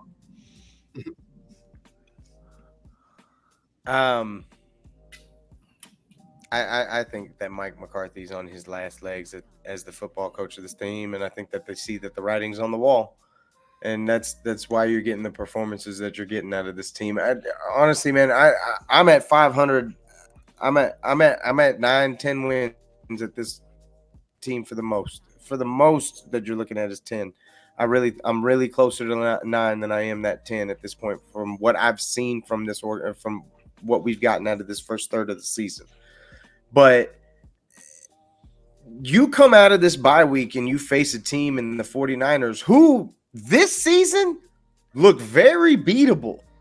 They look very beatable to me. The Vikings beat them, which they look great, but still that was unexpected. The Cardinals fucking just beat them in their house, in their building. And that's a comeback win for them. And they've looked very vulnerable. They have not looked like themselves. They don't look like the world beaters that they've looked like in years past. I don't know if Christian McCaffrey makes that big of a difference because, I mean, Jordan Mason looks pretty fucking good if you ask me. Like, they have all their pieces. Ayuk's there. Debo's there. Kittle's been in and out, but Kittle's actually been more active in the offense this year than he has been in years past. So it's really weird to see what you're getting from them, but by all accounts, I don't have them winning that fucking football game. They haven't beat them in years. Why do I think they're going to beat them now? And then you go into another game with Atlanta, at Atlanta, 2 road games, cross-country road games, going from East Coast or West Coast to East Coast. You're going to go play Atlanta in their building, which I feel like Dak Prescott's record against Kirk Cousins is suspiciously very good. Some ulterior motivation behind that, but maybe not. I don't know. And I'd have to go back to be sure. But I'm pretty sure his record against Kirk Cousins is fairly good.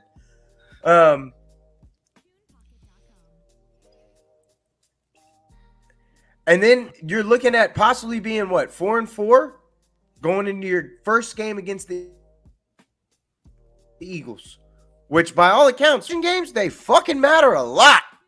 A lot. And what's really nice is that everybody in this division looks like shit. Except for the Commanders. The Commanders look good, but their carriage will turn into a pumpkin when they play teams like Baltimore and those upper echelon teams. Like, that their true colors on defense and how inept their team is are outside of how good that offensive has been will rear its head. So they're a 500 football team, which means in this division, 9-10 wins, you win this motherfucker, is my guess. And I don't trust Mike McCarthy to bring us there. I don't think I've ever really trusted Mike McCarthy to bring us there. But until Jerry Jones decides to hire a real head coach that is going to have some authority over what this team does and how it moves and how it dictates and who gets put in what positions and starts and does what, I don't think I can really get on board with anybody that they put in. Because I like Boots. I want some young offensive-minded head coach. That's what I want. Young offensive-minded head coach. That's what's been successful around the league. But it's copycat fucking league. That's what I want. I want something like that. That would be great if you ask me.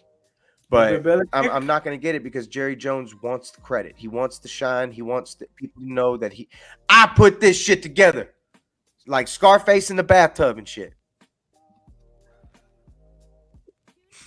All right, Trapper, man, give me your assessments of the Dallas Cowboys 3-3 head coach.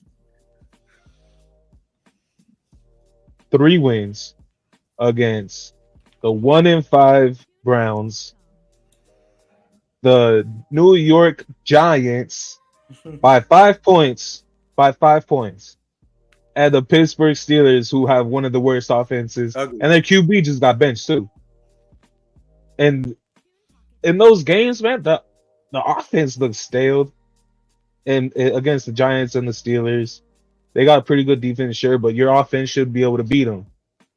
And throughout the first 6 weeks, you guys have 2 rushing touchdowns, and one of them is to Dak Prescott. That's, to me, is an issue. Because that says in the red zone, you aren't running the ball. That means you're stupidly predictable. And that's a problem, man. I've always hated Mike McCarthy. I don't think he's a good head coach. I think he got carried by Aaron Rodgers all throughout those years. He had a Hall of Fame level QB, and he got hired to get a job. He didn't deserve the job. He didn't deserve the job at all. I think this offense is gonna stay stale, man, until there's a difference made.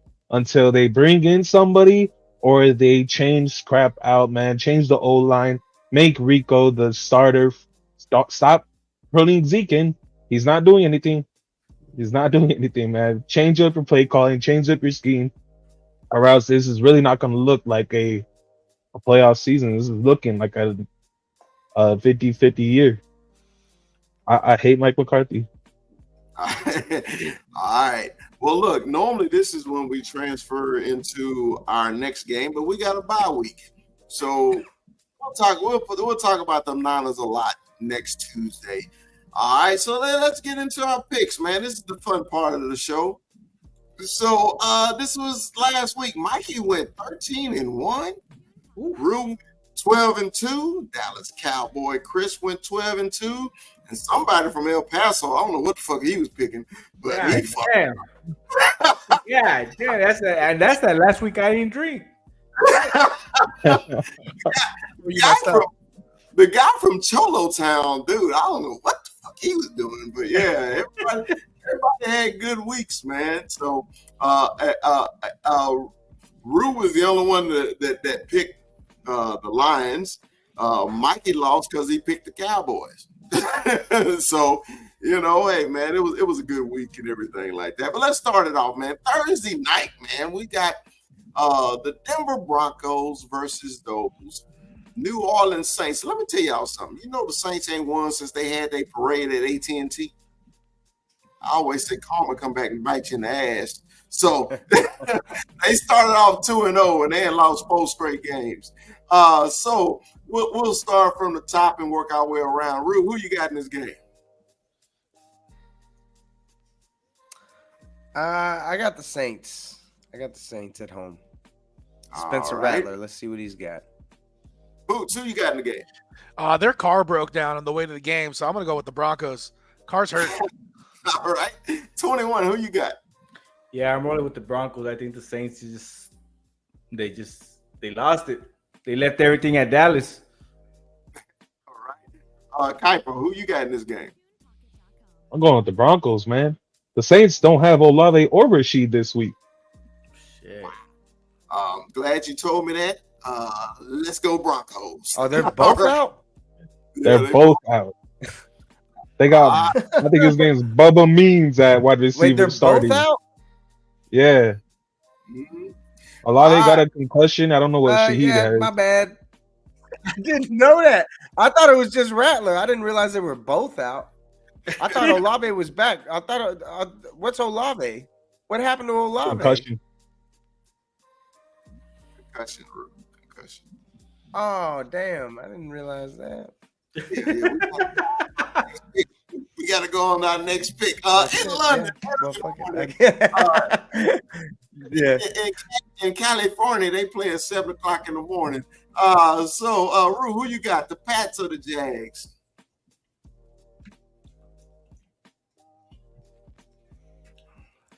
That one I got the Jags. Jags are basically they're home away from home in London. Give me the Jags. All right, Boots, who you got? I want to go Jags as well. Can you hear me? All right, Jags. Yeah. 21. Who you got?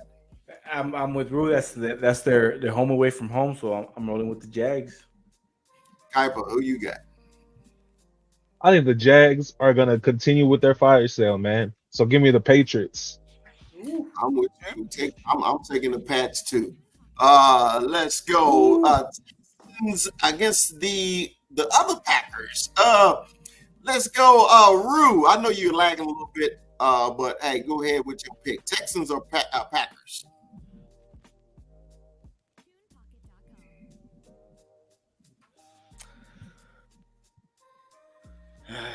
No, but give me the Texans. Give me the Texans for the upset at Green Bay. All right, Boots, who you got? As much as I want to agree with them, I'm going to go Green Bay. They're at home. I feel like I think they can do this. 21, who you got? You know what? And I actually think the upset is going to be the Packers over the Texans. I got the Packers. All right, Kuiper, who you got? Man, fuck the Packers. I'm going with the Texans. Give me the Texans. Wait, y'all heard me say Texans, right? Yeah, we heard you. All right, man. This is gonna be a good game here in California down the street.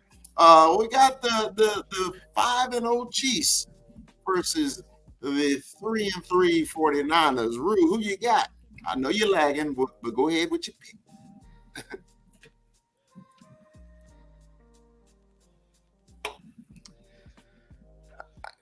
That one's a tough ass game for me, but I'm going. You know what? I'm going San Francisco at home. San Francisco at home. They need the win more. Give me the Niners at home. All right, Boots, who you got? Yeah, I'm taking the Niners for the upset. I think it's so hard for any team to try to go 6-0 in this league. And so I think it just sets up right. I mean, I don't know how Mahomes has been able to pull it off all these other games, but they got no wide receivers yet. They're still winning. I think their luck's going to run out in San Francisco. Give me the Niners for the win. All right, 21. I think the Chiefs continue to win, so I'm rolling with the Chiefs, and I hope they steamroll these guys. That way, we get them a little bit on the ropes, right? So, I'm rolling with the Chiefs. Kuiper, who you got? I don't believe that the Chiefs are that good to be 6-0, but I believe that they have a secret third team that's helping them win every other game, and that's the Zebras. So give me the Chiefs. I'll take the Niners. That's a good observation, though. All right, Rue, we got the Titans versus the Bills. Until proven otherwise, right, Kuiper? Until proven otherwise. Exactly. Last time I picked against the Chiefs, didn't work out. All right, Rue, who you got? Titans or Bills? Give me the Bills. Buffalo. All right, Boots, who you got? They just got their new shiny toy. They got Amari Cooper. I think he's going to have that same effect he had when he left the Raiders to go to the Cowboys. So I think the Bills are going to win. It's not even going to be close. All right, 21. I'm rolling with the Bills. Kuiper. In Buffalo, man. Give me the Bills. I got the Bills also. Bengals, Browns, the Battle of Ohio, the crap eyes on both sides. Rue, who you got? The Bengals or the Browns? The Bengals off the win in New York.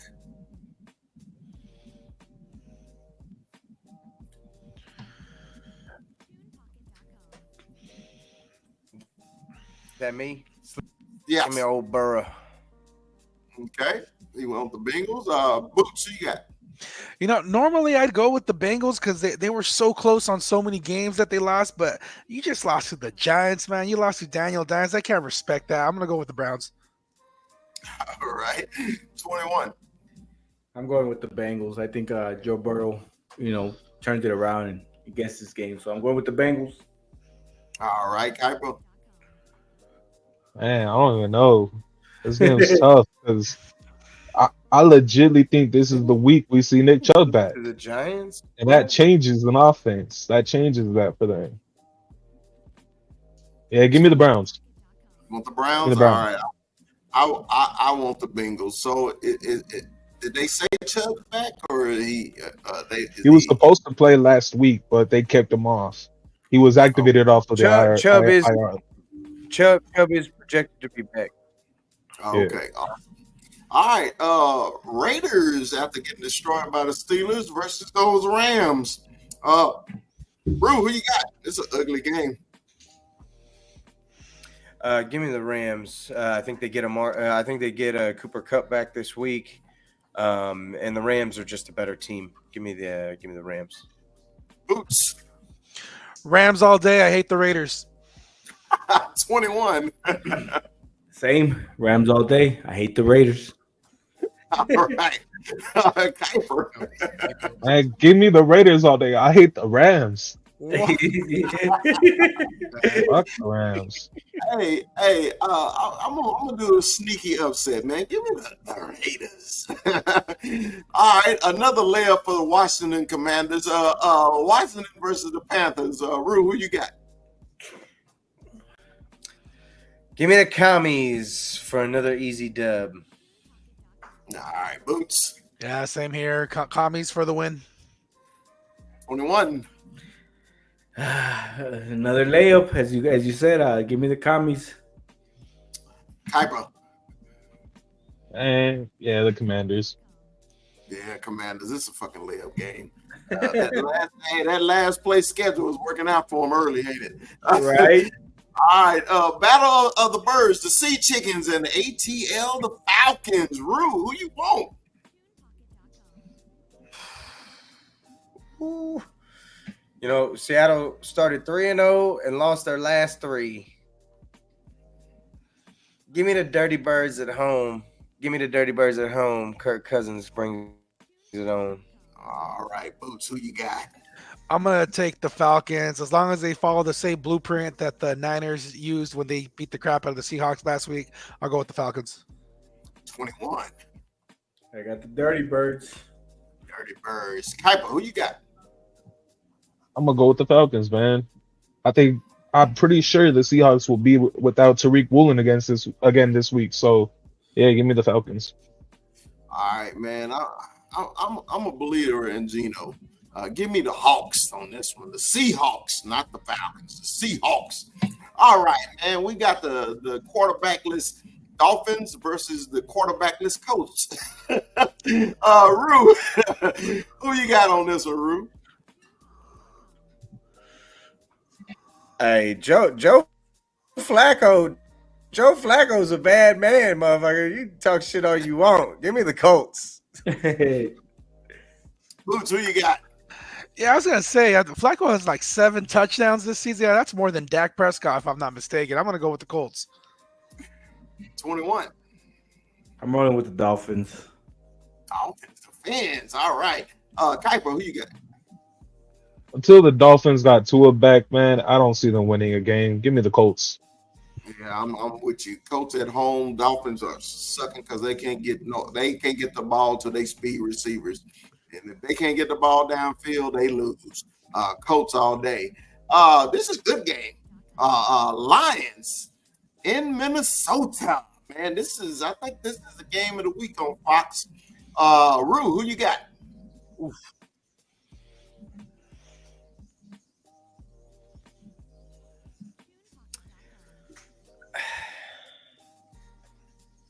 Give me the Vikings in a tough game, but I gotta go with the better defense here because I feel like both offenses are very good, but I'll take the better defense, and I'm going Vikings. All right, Boots. Sam Darnold's playing like he used to be at USC, so I'm gonna go with the Vikings, and the Lions they're gonna miss Aiden Hutchinson, and it's gonna show. All right, 21. I'm going with the Vikings. You know what happens with teams that beat the Cowboys, so these they lose next week. They lose that next week, so I'm rolling with the Vikings. All right, Kuiper, who you got? I think that Aiden Hutchinson injury is gonna be way more impactful than anybody else is gonna think. And the Vikings are number 2. Give me the Vikings. I'm gonna take the Lions. Man, to give the Vikings their first loss. All right, NFC East game, man. The Eagles versus the hated Philadelphia Eagles versus the hated New York Giants. Rue, who you got?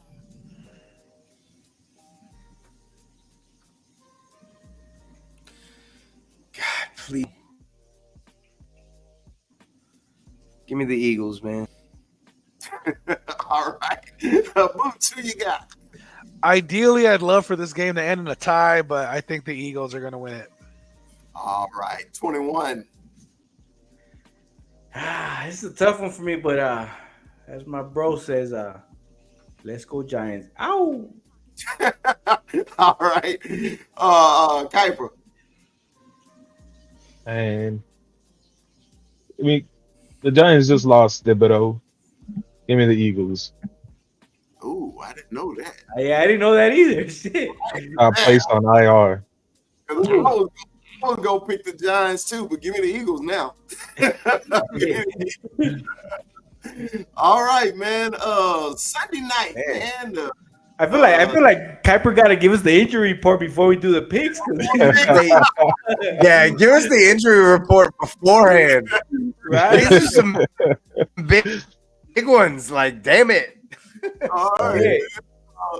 So on Sunday night, man, this I think this is a good defensive battle. If you like getting punched in the mouth, man, this is going to be one of those good games to see. I believe ain't Russell starting, Kuiper? So yep. Russell's making his debut. Rue, who you got, Jets or Steelers?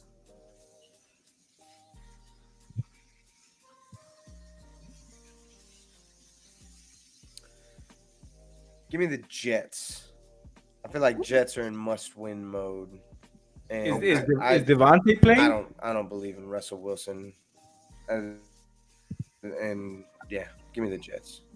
I don't think we're gonna know if Devontae is playing until probably tomorrow. Tomorrow, the day after.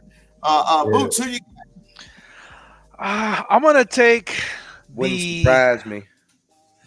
The I guess East Coast Green Bay Packers. I mean the Jets, because you got Aaron Rodgers. He's got his offensive coordinator. He's got all his old Green Bay Packer receivers. He's reunited with his ex-girlfriend.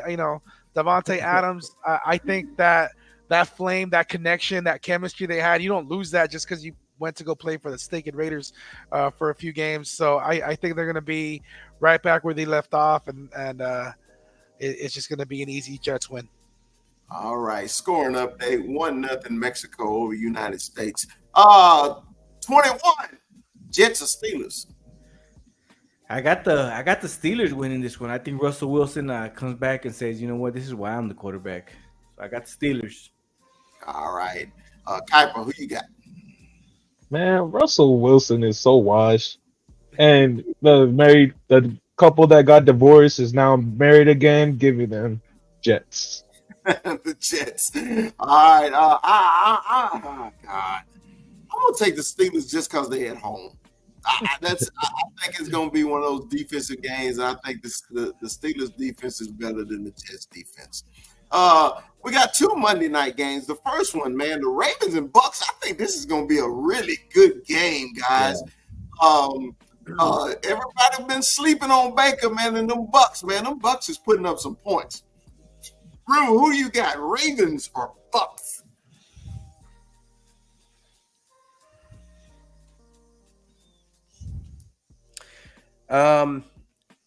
Again, I'm going to lean on the defense here. I feel like the Ravens have the better defense, and they'll be able to create the stops when they need to.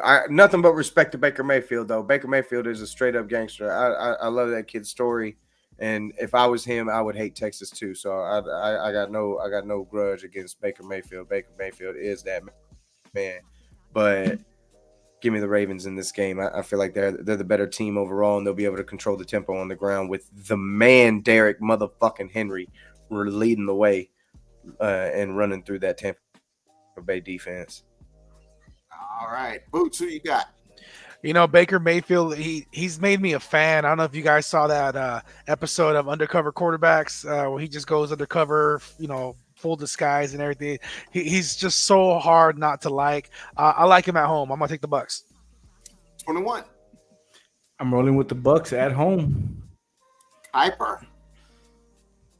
Since getting punched in the mouth and starting 0-2, the Ravens have been 4-0, winning games by any means necessary. Give me Lamar Jackson. Give me the Ravens too. I was gonna pick the Bucks, man, but I just don't know. The Ravens offense is unstoppable right now. And the other Monday night game, we got the LA Chargers versus those Arizona Phoenix Cardinals, St. Louis Cardinals / Chicago Cardinals. Rue, who you got?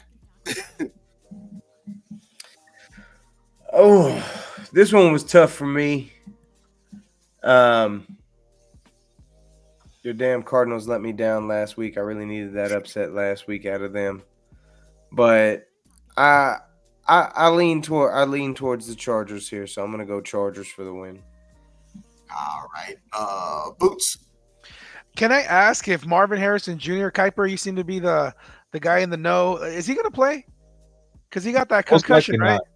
Yeah, he got a concussion. It's more than likely that he's going to be out this game. Okay, so with that in mind, I'm going to go with the Bolts, but mostly because someone told me that Kyler Murray looks like a toddler holding a knife and he's running. You're trying to run after him. So I just laugh every time I see him run with the ball, his little feet move, and I'm just like, no, I'm going to go with Herbert. Let's go with the Bolts. 21. You know what? I'm actually rolling with the Cardinals at home, man. I think Kyler Murray does it. He gets back on that winning track. So I'm rolling with the Cardinals at home, man. I'm gonna pick before Kuiper. I'm gonna let Kuiper give all the time he need. I'm a big Jim Harbaugh fan, but I don't think the Bolts. It's just something ain't right with the Bolts right now. So give me the Cards at home. Kuiper. And I'm so torn, dude. On one side, we don't have Marvin Harrison. More than likely, won't have Marvin Harrison for this game. And we lost our right guard. The Ravens don't have. The Chargers don't have that good of a defense. We're a running team, but their rushing offense against our rushing defense is such a mismatch. But on the other side, we get our first round defensive lineman back this week. So I'm going to pray that he does something for that, and I just can't pick against my team. So give me the Cardinals. Yeah, I was wondering what you was doing, all that filibustering and shit. You knew you was going to pick I'm not confident in this game. I really am not. Our team's going to lose. I know it's always hard to pick against your team and everything like this. Now, I know one segment I did miss, and I missed it on purpose because the Cowboy moment of the game, to me, it was fucking the interception in the end zone when it was close. So I'm just leaving it at that. I mean, because they didn't have many moments. Most of their moments was them getting their ass whipped. So I didn't bring it up, but hopefully against San Francisco, we have a good Cowboy moment of the game.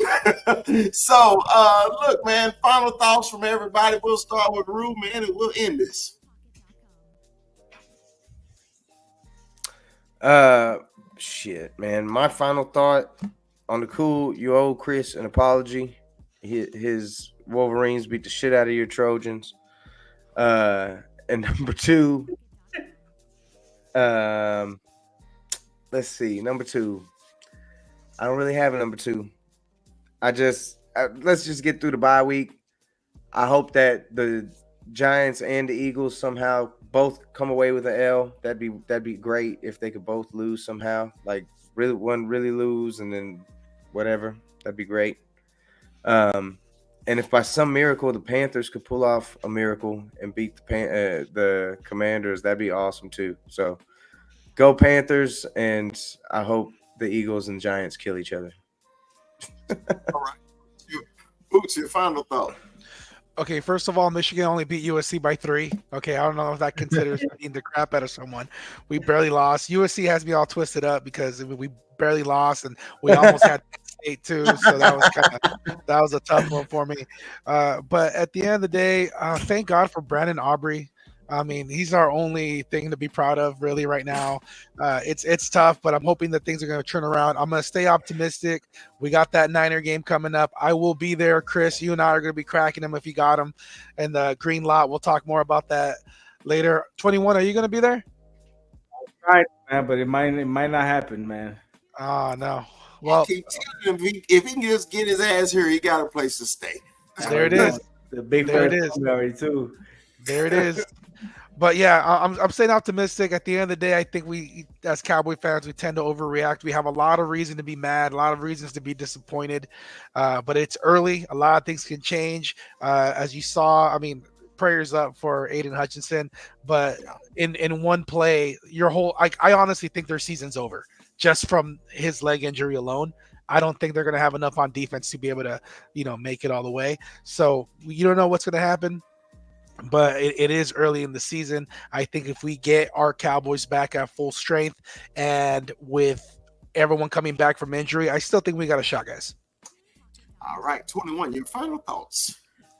It's a bye week. Let's hope our guys are well rested into the San Francisco game. We get our guys back. We get to rest. We get to be stress free this Sunday. So thank God for that, right? But that's one thing that what Boots brought up is to me that was my Cowboy up moment is 9 points and Brandon Aubrey, man. Thank God for Brandon Aubrey because it's weird how for many seasons we worried about our kicker and now we have butter, baby.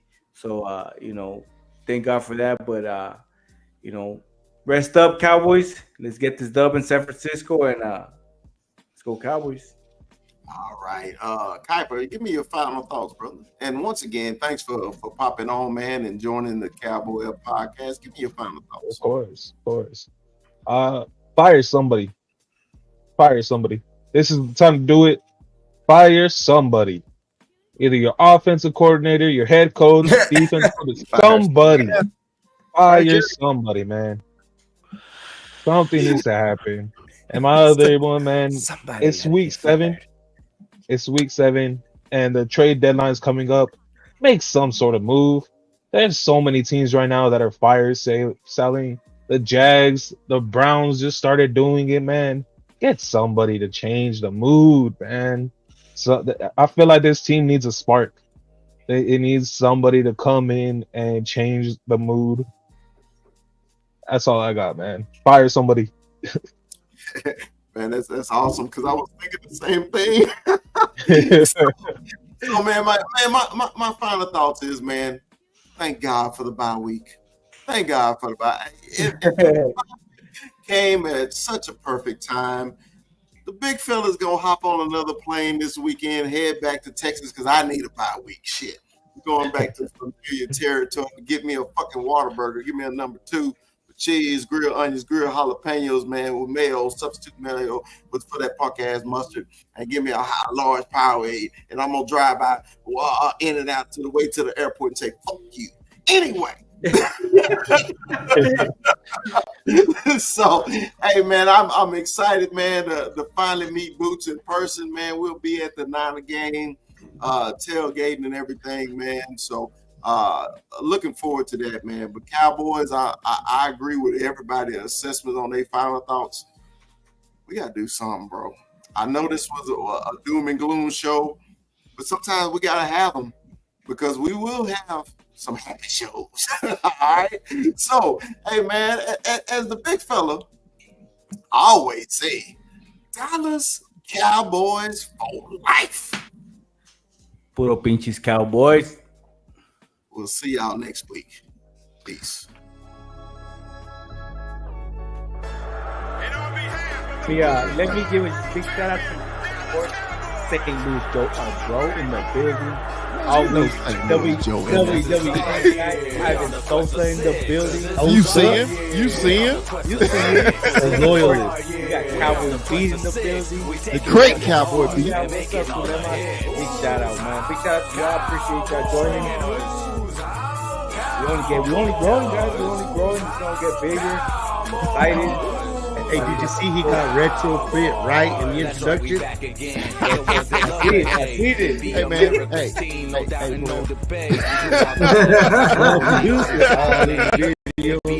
Dancing. Hold on, player.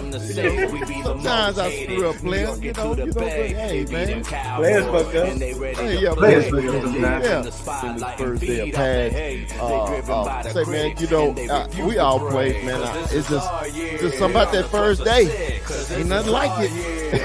It is nothing like it, man. Because now to me, tomorrow tells the truth. Today was the truth, but tomorrow tells the truth. I'll tell you about I'm sick of this shit, man. I'm sick of this shit, man. You know, I know we all co-hosts, but you know, I like to have a little quick monologue before we get into a subject. You know, your ass always got to, spread shit and eat wings and motherfucker sprint. Calm down. Calm down, Mikey. Calm down, Mikey. What you sprinting right now? Yeah, we got a long show. We can go as long as you want to, man. So 21, what you got for Brock today, man? Pleasure to meet you, Brock. I appreciate the love on TikTok, man. Shout out to Brock, man. Welcome to the show. So hey, I got the hard hitting questions. So I got the controversial. You to come out with that Whataburger in and out, right? We kind of keep it light, but big fella, I gotta hit him with Walter Cronkite stuff here. Okay. Drake or Kendrick?